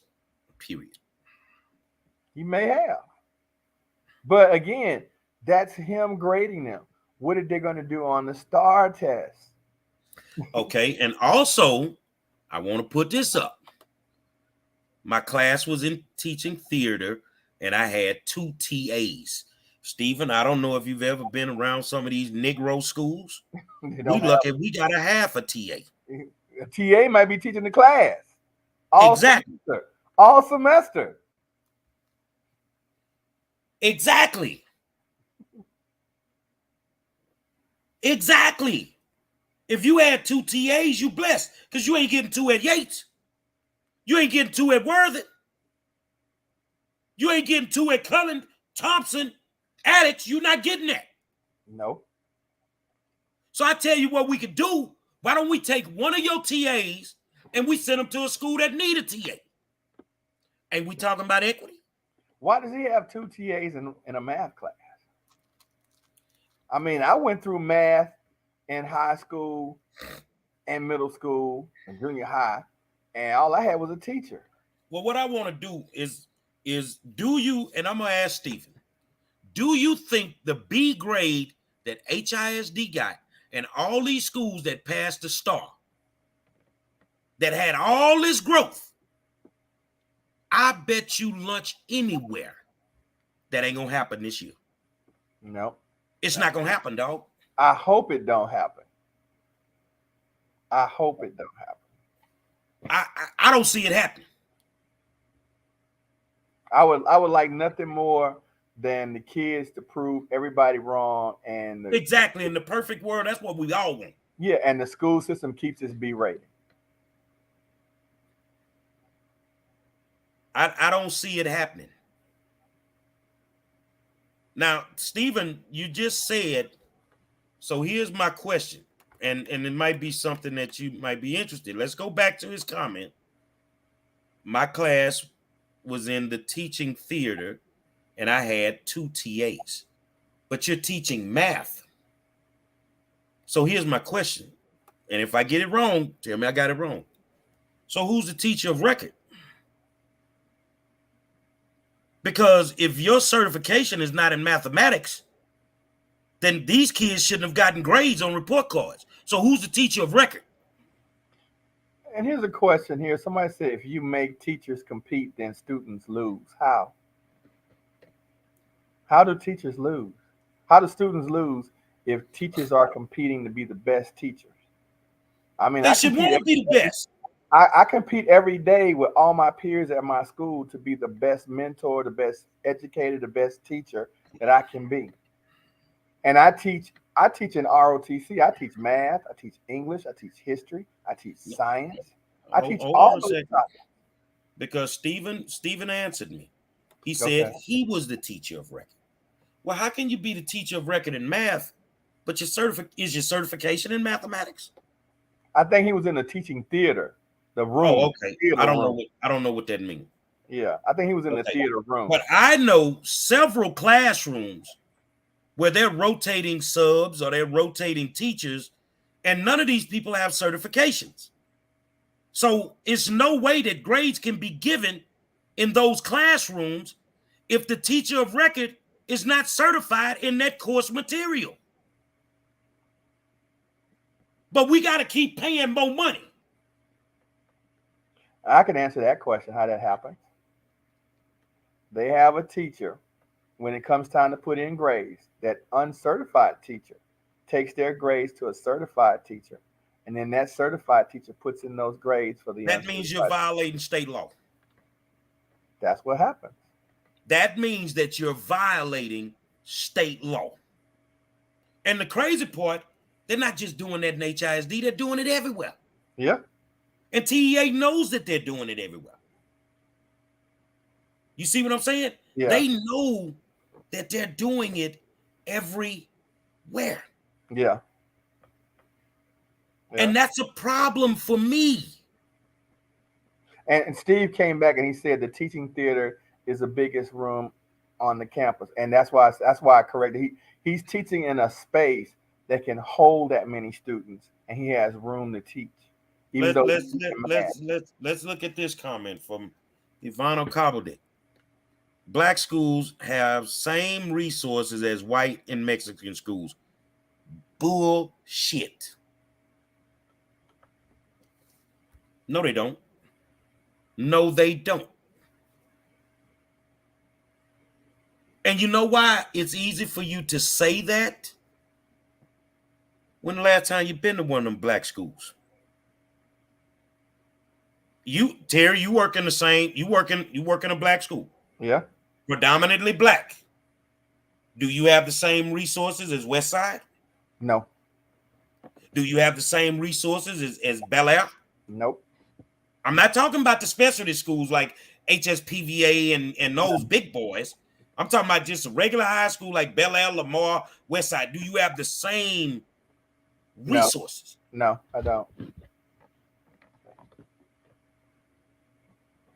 Do you think that they would allow the kids on the west side of town to go in schools that are molded or that have poor air quality issues where everybody's getting sick? Does that happen on the other side of town? No, because they didn't move those kids. They didn't move those kids out that school to another school. They just split it up, moved them to another school, and they just shut that school down or gutted it. Remember when the pandemic first started? And remember, they had an issue with laptops. Yeah. Because all of a sudden, the poor black schools didn't have enough laptops when the pandemic started. Yeah. But the white schools had the laptops. Yeah. So how do we have the same resources? We don't. And it's the same thing that happened during football season with the helmets. We're talking about football helmets, y'all. All the big boy school, white schools had if they had 200 kids, they had 200 helmets. How many did y'all start off with? 12. How many kids did you have? 42. So you had 42 helmets, and the white schools had all their helmets. No, we had 42 kids and 12 helmets. 42 kids and 12 helmets. The start. Okay. At Yates, we had 70 kids and 29 helmets. And I'm just talking about the varsity. We had 42 kids on varsity. We only had 12 helmets for them.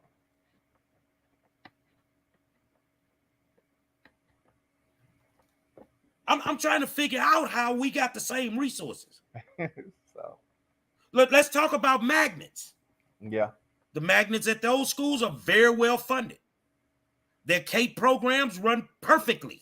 Yeah. So here's a question. Do you think in your mind that Yates IB program runs the same way that Lamar's does? No.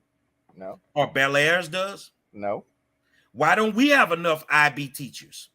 Why don't we have enough AP classes? Are we saying that these kids can't learn, right? So we're not going to give them what they need. No, we don't have the same resources. We don't. I got kids that got to practice for a playoff game on a parking lot. When you got kids who the school district has given an additional $3 million to for one baseball field.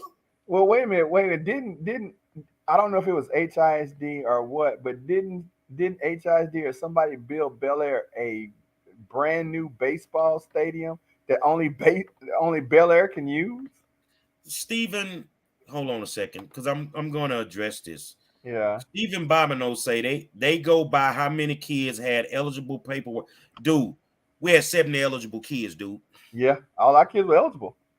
Yates didn't have enough helmets. Booker T didn't have enough. Wheatley didn't have enough. North Forest didn't have enough. Worthing didn't have enough. Madison didn't have enough. So you telling me that all our kids were ineligible? And they don't give you your equipment like that either. You go to your stadium and you pick up all your equipment, your shoulder pads, your helmets, all your pads, socks, all that stuff at one time. So when you go over there and they tell you, oh, we only got 12 helmets for you, that's how it is. It's not about your paperwork, it's about what they actually have there for you. I think that, Steve, you're trying to justify something that you don't know what you're talking about. Because I was there. They were telling us that we might have to share helmets. We're not sharing no goddamn helmets. We're not sharing no helmets. Go get us out what we need. And before we issue equipment out to any child, there is more than enough paperwork that has to be done. So once all the paperwork was done, there were 70 kids, and we got 29 helmets. And most of our paperwork is done even in May, really, if you think about it, because you already know what kids you're returning. The new kids don't really come in. The eighth graders that's going to the ninth grade really don't come in until school starts. So the kids that we turn the paperwork in, we already had their paperwork in May. Let me answer TJ. She say, didn't Yates get brand new helmets from a donation? We didn't get brand new helmets from a donation. Who told y'all that? Ivana says, it just sounds like these coaches don't know how to put in purchase orders to buy helmets. That's not true. No, because we don't have to put a purchase order in. We because send them back to the stadium. Because one, coaches can't purchase helmets. Okay, look at it this way. If I took my money and spent $10,000 on brand new uniforms for Worthing, it no longer belongs to Worthing. It belongs to the district now. Yep. If I take $10,000, if I took $10,000 of my money and bought them all new helmets, it wouldn't belong to the school anymore. It belongs to the district. Yep. So coaches don't buy helmets or shoulder pads. The district takes care of that. And the district didn't have that equipment for our schools. None of the inner city schools. None of us. None of us. But see, that's the problem. When the truth is being told, we don't want to hear it. Yeah. We don't want to hear it. And it's the same way with books. It's the same way with supplies. It's the same way with laptops. It's the same way with computers. It's the same way with smart boards. It's the same way with everything else that every school's supposed to have. It says you're supposed to get those things, but they don't filter down to you. It's sort of like these schools are at the top of the list and they'll get everything they need, and then you get what's left. Why should, and I'm going to use Yates and Booker T basketball, why should they want for anything? They sold arenas out all year. This year. They sold arenas out all this year. But the other schools in the district benefited off their ticket sales. Let me ask you this question. They have to beg for what they need. Because, there are sports shows that show all the other white schools, Cypress and Katy and Pearland and Dawson. You can watch their basketball games all year long, but not one time could I watch a Yates basketball game or a Booker T. Washington basketball game on any of those shows, on any of them. And those are the schools that went to state, went deep into the region, but they Let, weren't let, let, even. let, let's, let's say this here right now, and you're right about that. Why should Yates be struggling to come up with money for a turf football field when they have the highest attendance in football in the district? You ever been to a Yates game? It don't matter who we playing. Them stands gonna be packed. They're making money hand over foot. And we're trying to justify this. When Yates went to Hawaii in basketball in 09, they had brand new uniforms before they left. You know how? I bought them. And I donated them to the school. I bought them 2 new sets of uniforms. You're not going to send my babies to Hawaii looking any kind of way. Not going to happen. And the thing about it is people that don't know. Just say you don't know these things, man. But they don't, because again, it's the dog and pony show when you come to the school. When you come to the school and you announce, I'm coming to the school on this date, you get the dog and pony show. You do. When these administrators and superintendents and people that work in the big building over there and they say, I'm coming to your school that day, they get the dog and the pony show. But those that are on the ground level, teachers that are on the ground level, they already know what they don't have and what they do have. Teachers are spending thousands of dollars out their pockets to buy supplies and stuff that they shouldn't have to buy. If you want the test scores at the low performing schools, just remember them same little Negro kids that couldn't learn on the south side are the ones that's learning in your schools on the west side. So what are you doing over there that we can't do on our side of town? What do They're, you have in your school that we don't have? they're holding people accountable. Accountability. When your kids show up late, he gets marked tardy. When your kids show up and he shows up late and it's past the time you got to mark him absent, he gets marked absent. When you get a certain amount of absences and they tell you about to go to court and someone about to go to jail because your kid ain't doing what he's supposed to do, you gonna go to jail. Or you're gonna remove your kid from that school and take him to another school. So Accountability. it brings me to this point. If we go back to the old way of doing things, where we were before TEA said they're going to take over, Mm-hmm. how do you fix all this? Because they're not going to fix it. They're Well, comfortable where it is. again, if TEA takes over, if it was me, I would start at the ground level because there are things that you can't do right now. They're just things that you can't fix without failing kids, without making kids repeat grades because we know they can't read, we know they can't do basic math. So you have to go back to the elementary level and start at the elementary level and implement a plan to which these kids don't get promoted and go to middle school until they've done these things. You And know then, what? I love teachers. I love you guys. And Steve says learning starts at home. yes, it does. Now I'm gonna step on some toes now. I'm gonna step on some toes now. And I get that. Learning definitely starts at home. Yep. But that does not admonish the school system from doing what they're supposed to do for those 8 hours. And they're not educating these children. And we don't want to accept that. We don't want to admit that. Well, you can't fix the problem of failing schools until you start admitting that these schools are not educating these children. Look, I, and it I goes love and you it goes teachers, and but it some of goes y'all, back. I'm like Bubba Dub from YouTube. Some of but y'all just trash. it goes back to what I said, being a competitor with your peers on campus. That one lady said that if teachers start competing, then it hurts the students. No, it doesn't, because I want to be the best teacher in my school. I don't care Well, what let me other tell you teacher. something. I don't care what When I other teachers are teaching. when I get through with law school, I'm gonna be the best goddamn attorney in the country. Yes, I don't want to be nothing less. I don't understand this. Okay, we have to nurture each other. Yeah, we do have to nurture each other, but I'm competitive.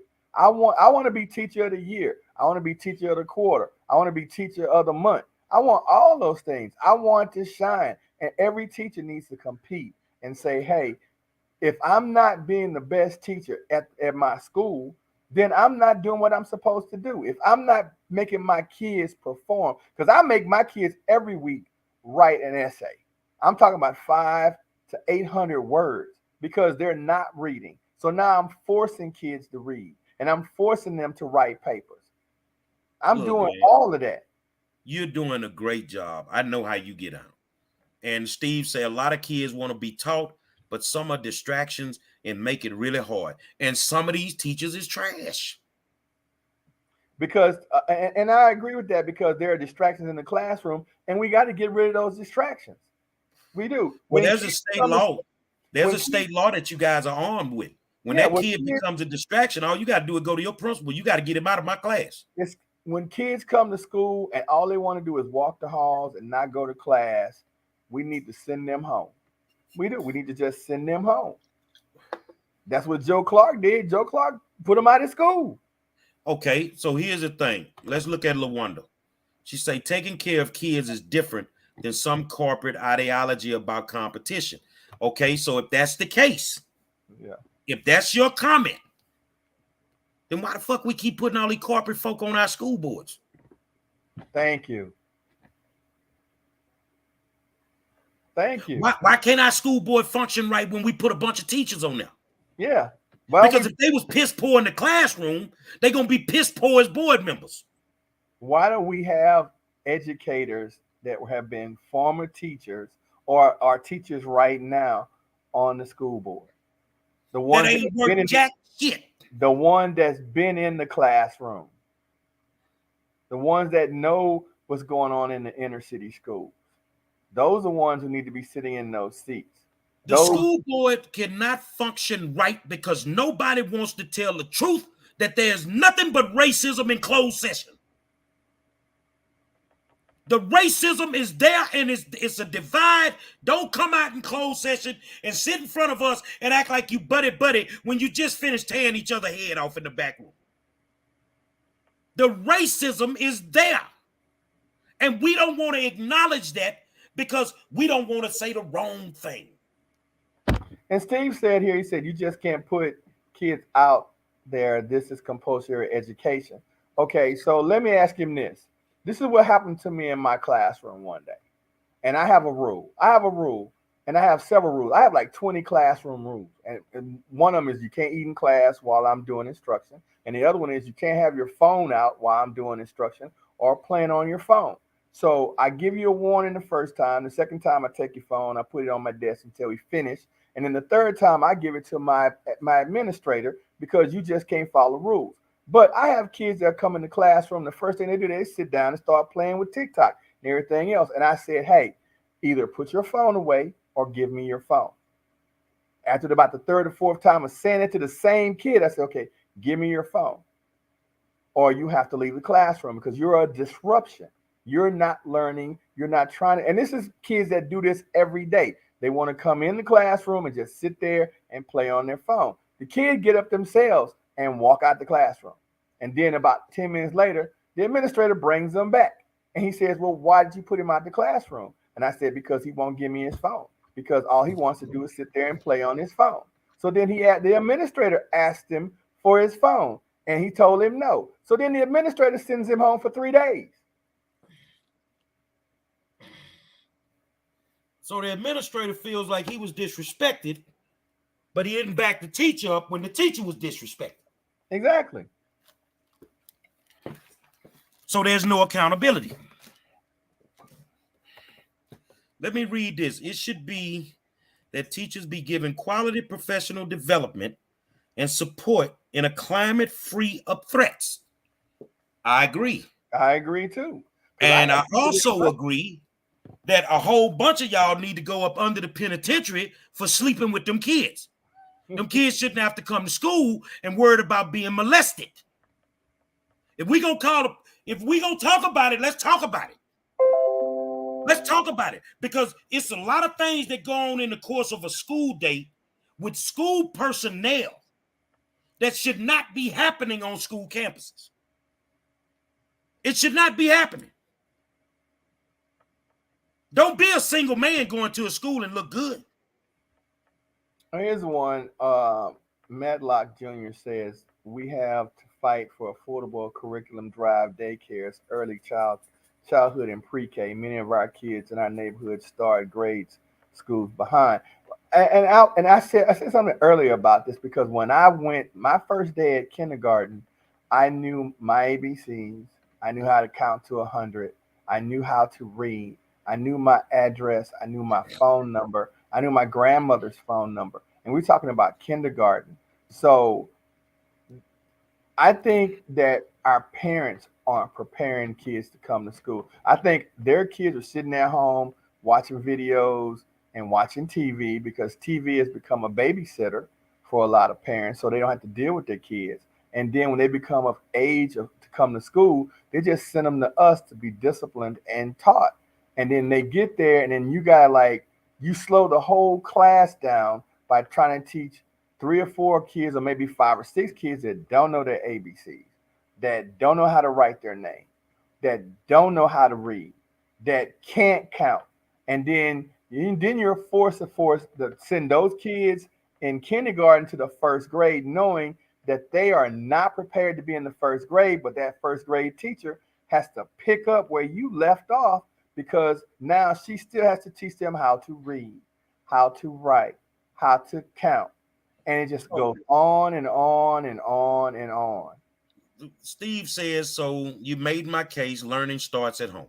There are Exactly. two things that I know right now: that parents are not preparing their children for education at home, and the school is not prepared to educate them. Exactly. Because you have teachers that, like you said, are not there to be educators. They're not there to really to be teachers. They're there to get a paycheck. So here's my question, because you're in education. Ain't they teaching them their ABCs on the west side? Yeah. Ain't everything you just said, ain't they teaching them that on the west side? Yes. Why they ain't doing it on the south side, the northeast side, the north side? Why they ain't? Because we have a segregated school system, and we don't want to admit it. They have far more resources on the west side than we have on the south side. But then it So goes there are back things to, that teachers can't do on the but it south goes side that but they it can do on the other side of town. but are we teaching from the same curriculum that they're teaching from on the west side to the south, the south, north, and east side? No, I'm gonna tell Because you what curriculum we're teaching from. On the west side, we're teaching from the very intelligent.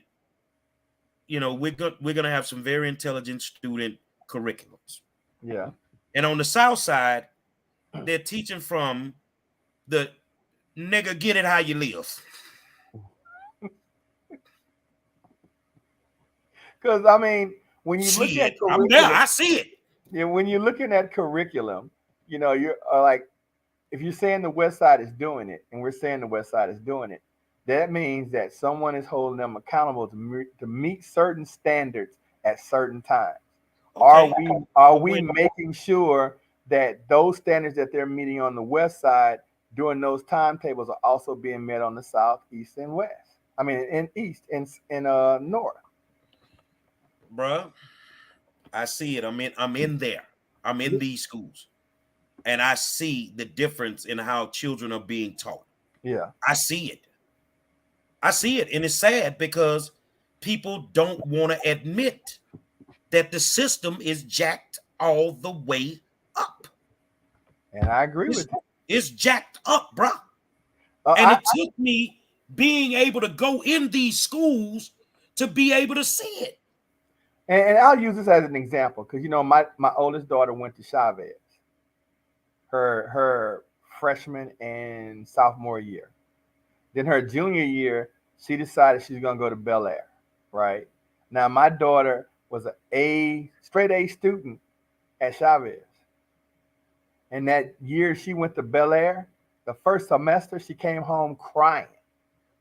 She says, "I don't know what they're doing over there, but they're so far ahead of me that I am struggling to keep up.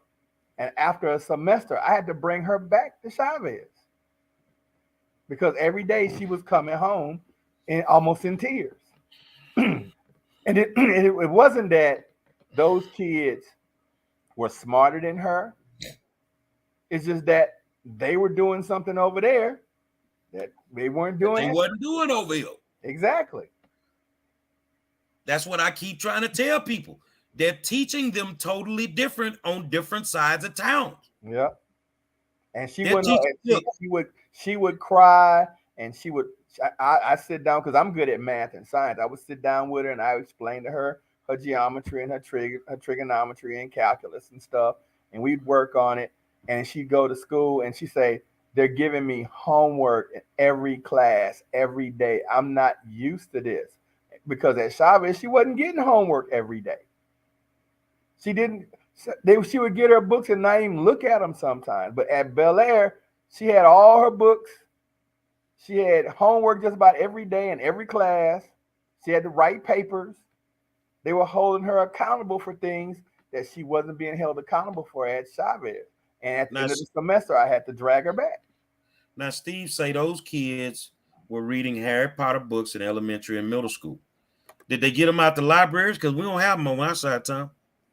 True. Your kids can write papers. They know how to fill out their scholarship paperwork. They know how to write essays. We don't have certified librarians who teach you how to do research. They don't know how to do that. They don't know how to do that. And the question is, we all have something in common with children that can't read. Every last one of us that's watching right now, at a time in our life, we couldn't read either. But we were taught how to read. So you can't tell me that all these black kids are just dumb. No. You can't tell me that. From a mathematics standpoint, let's get it straight, man. Ain't no pyramids without black people. Exactly. And mathematics is in our blood.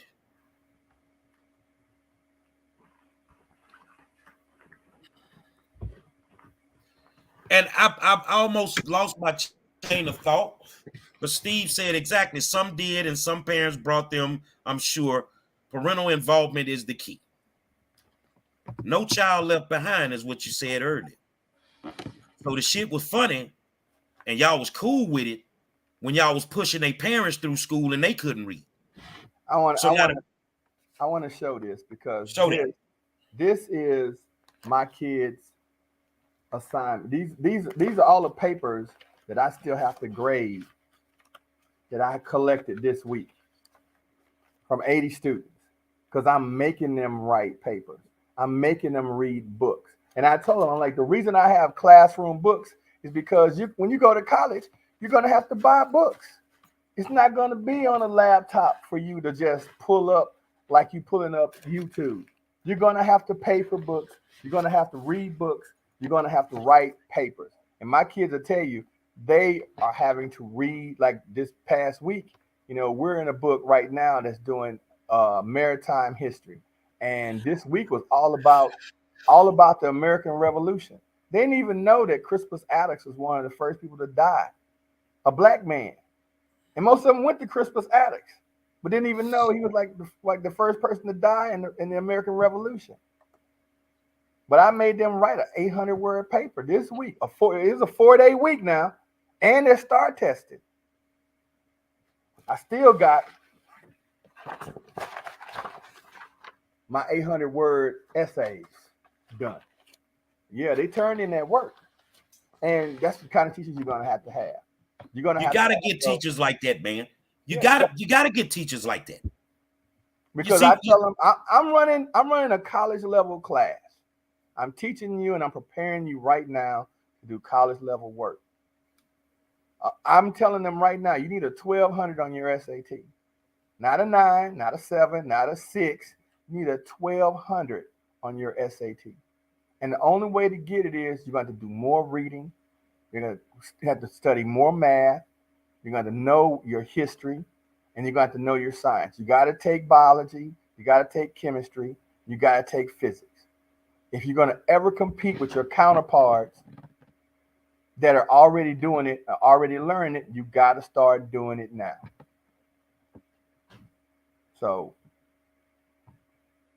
we, if you're talking about passionate teachers, there are a lot of passionate teachers that are out there that want to do that kind of stuff, and TEA is going to find them. And TA is going to find out those who are just not doing the job, who are sitting in the classroom, playing on their phone, getting the paycheck. They're going to find out who they are. And I wouldn't be surprised if they came along and said, hey, you're going to have to take a test, or you're going to have to do some type of evaluation to see whether or not you keep your job or you stay working in HISD. And some people are going to do the evaluation and move on and have a job. And some of them are going to say, okay, well, I'm just going to go somewhere else because I don't feel like I should have to be tested to keep my job. That's what I went to college for. But at some point, if we're saying teachers are failing students, then we're going to have to say, okay, now we got to find out, what do our teachers know? Why are they not? Why are we not asking them? Why aren't you not the best teachers in your school? Because again, I think every teacher should compete to be the best teacher at their school. I don't think it's an award that should just be given out because you took them to on a field trip, or your kids, did a project and this week everything was okay. I think that you should be competing every day to show your principal, your department head, and all the other teachers that, hey, I am the teacher that shows everybody that I am going to be the best teacher here. And that's true. Teachers are certified by the state, Steve. They are. But just because you're certified by the state, that doesn't mean that you're the best teacher. It doesn't. It doesn't. Anybody can go to college and become a teacher, but that doesn't mean that you can teach. It's just like in sports. Football players are great football players, but not all of them can be coaches.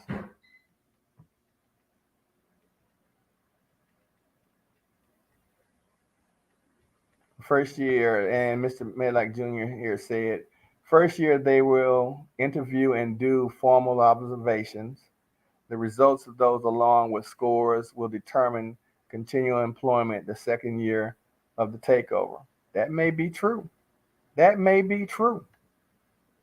But doesn't that ask us to be better teachers? When you look at that, Mr. Medlock, and you go, okay, you're a formal, you get an interview, and then they look at your test scores, because your test scores after this year is going to tell everybody what type of teacher you really are. What were you doing in the first part, or the spring semester of 2023? Now, I put this picture up for a reason. This is quote unquote a Yates legend. Started as a government and economics teacher. He ended up being the principal over at Jones, being the principal at Cullen, and then being the principal at Yates. As you see, he's sitting in a chair, and the chair is turned backwards.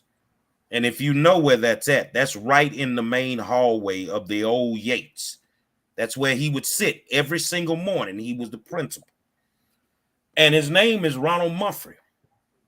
Those that went to school when he was the principal, or whenever, whatever position he was in, you knew one thing: you either came there to learn or you had to go.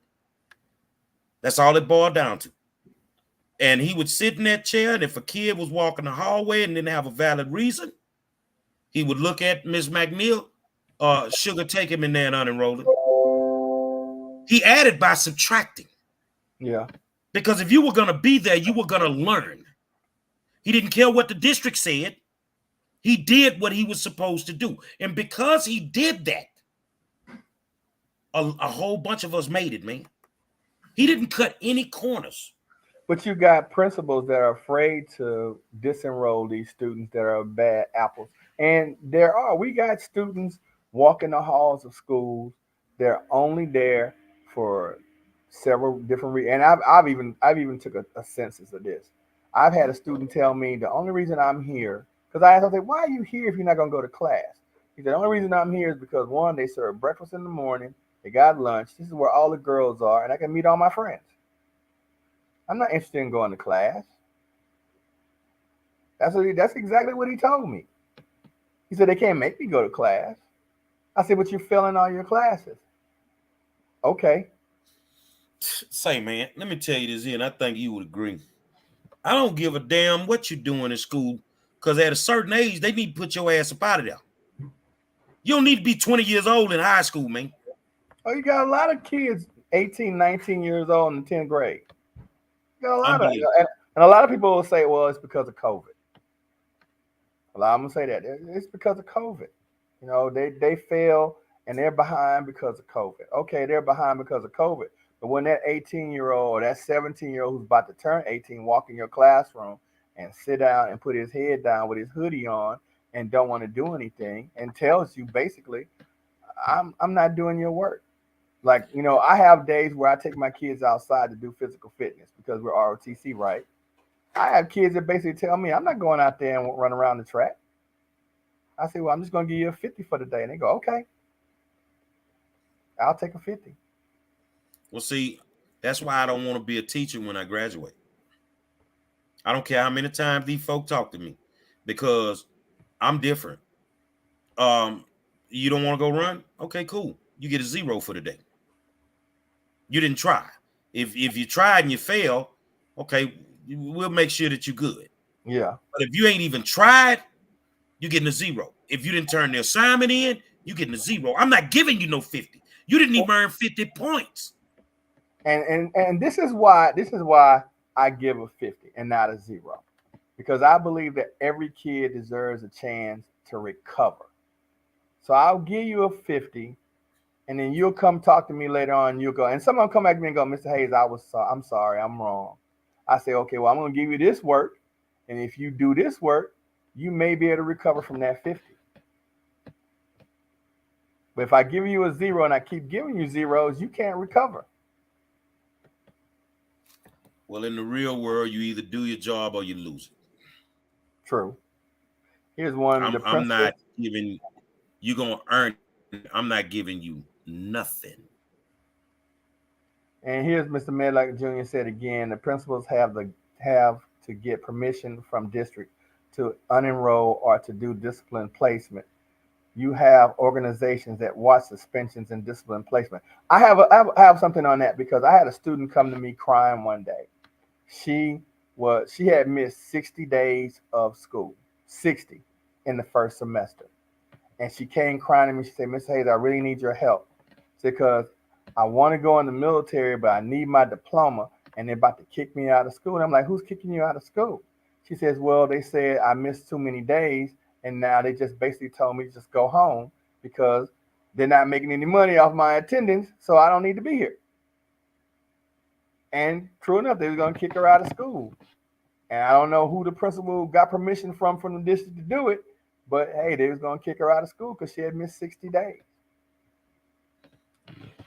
So I don't Well, know, that's a lot of goddamn days, bro. yeah, but her whole thing with that is her situation wasn't. I found out later on was she was the only income in her house. Her mother wasn't working. Her grandmother lived there. She had two brothers and a sister, and she was working a part-time job that was turned into a full-time job. So basically, she would come certain days, and certain days she wouldn't come at all because she was the only breadwinner for her family, and she was too afraid or too ashamed to tell anybody that that was her situation. Well, they got a lot to fix when they take over this school district. They got a lot to do. It's not gonna happen in 2 years. I don't True. see it. It's not gonna happen I in 2 years. people ask me all the time, how many years you think? I say easily 5 to 6. This is not gonna happen in 2 years. It's too much that's If going they on. find the right, I would say the right thing that works right off the bat, it could be a short three.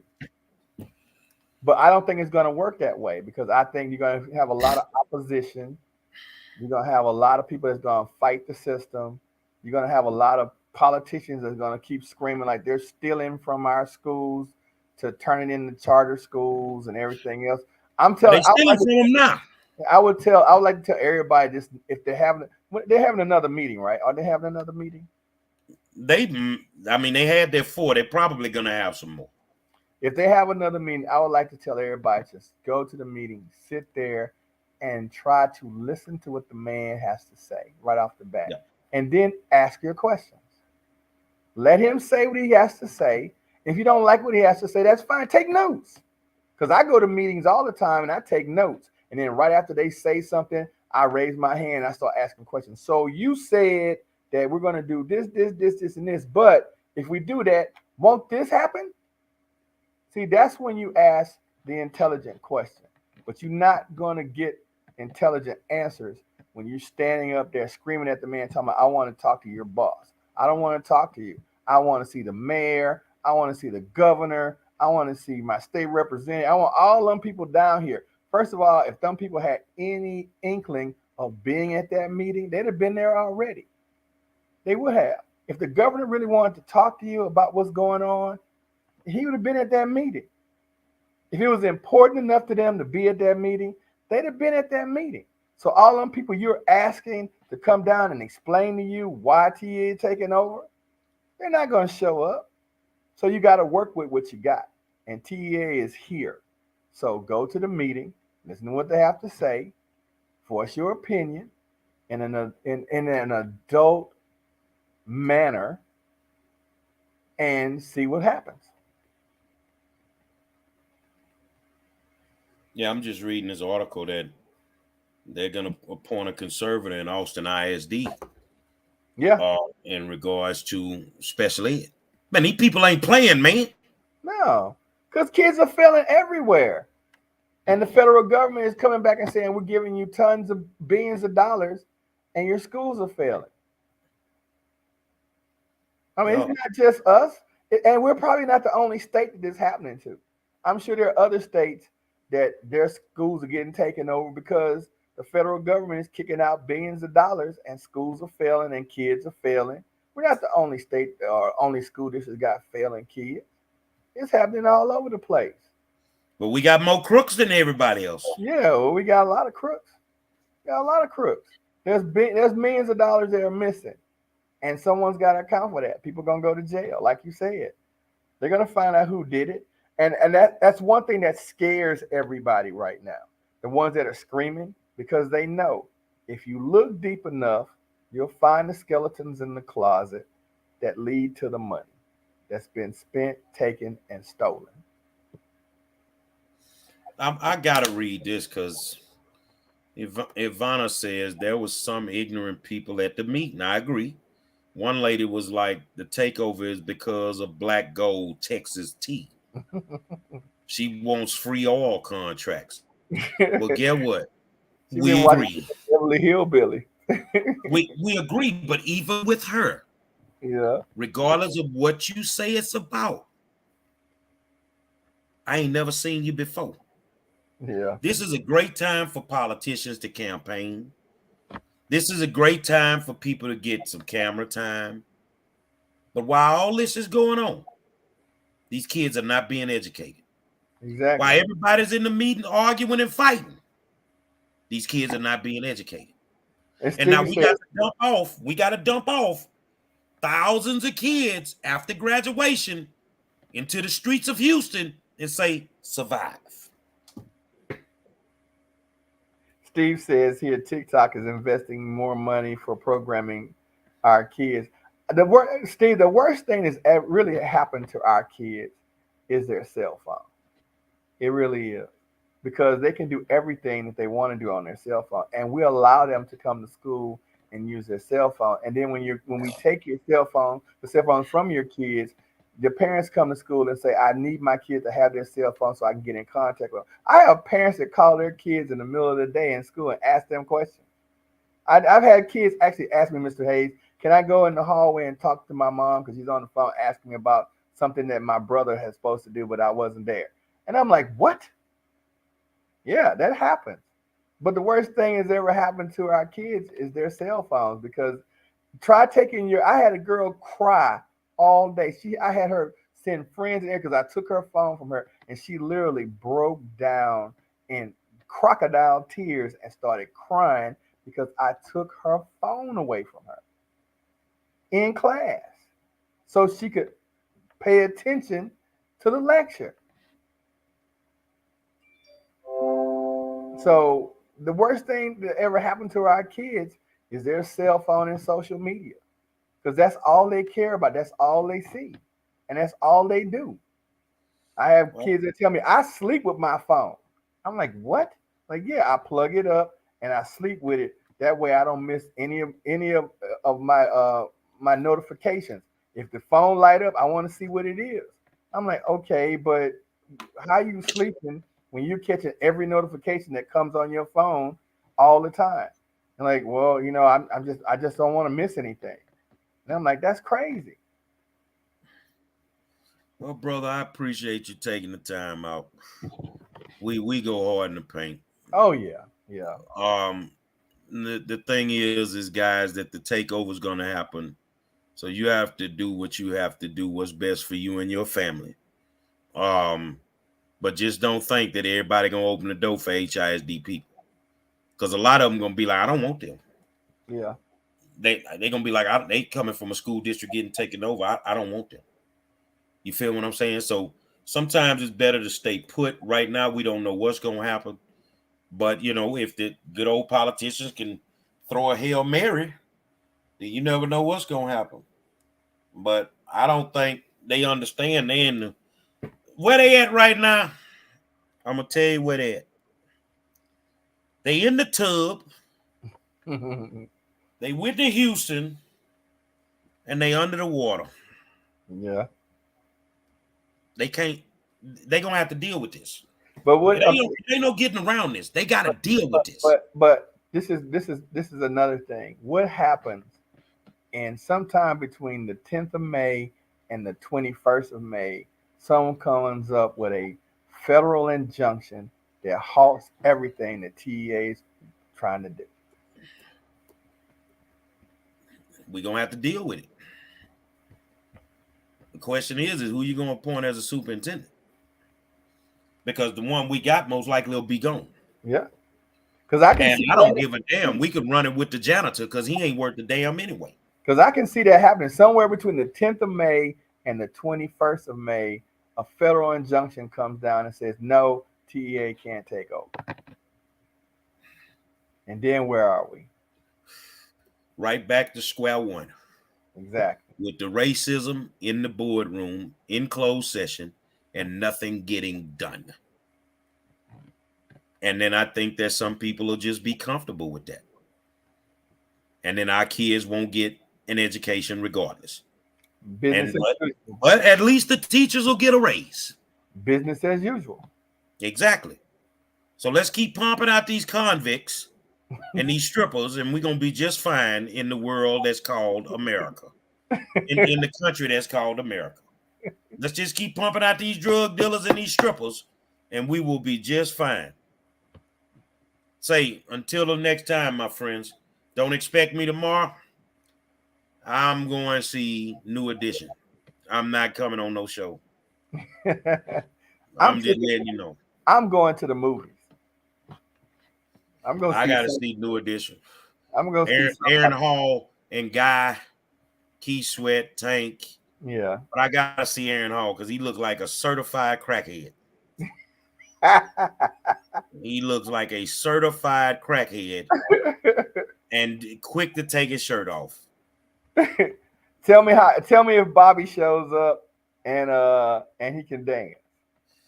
He'll be there. He ain't gonna do too much dancing. He gonna run out of air, but he gonna be there. They got a hell of a show. If you ain't got nothing to do and you ain't got tickets, man, get you some tickets.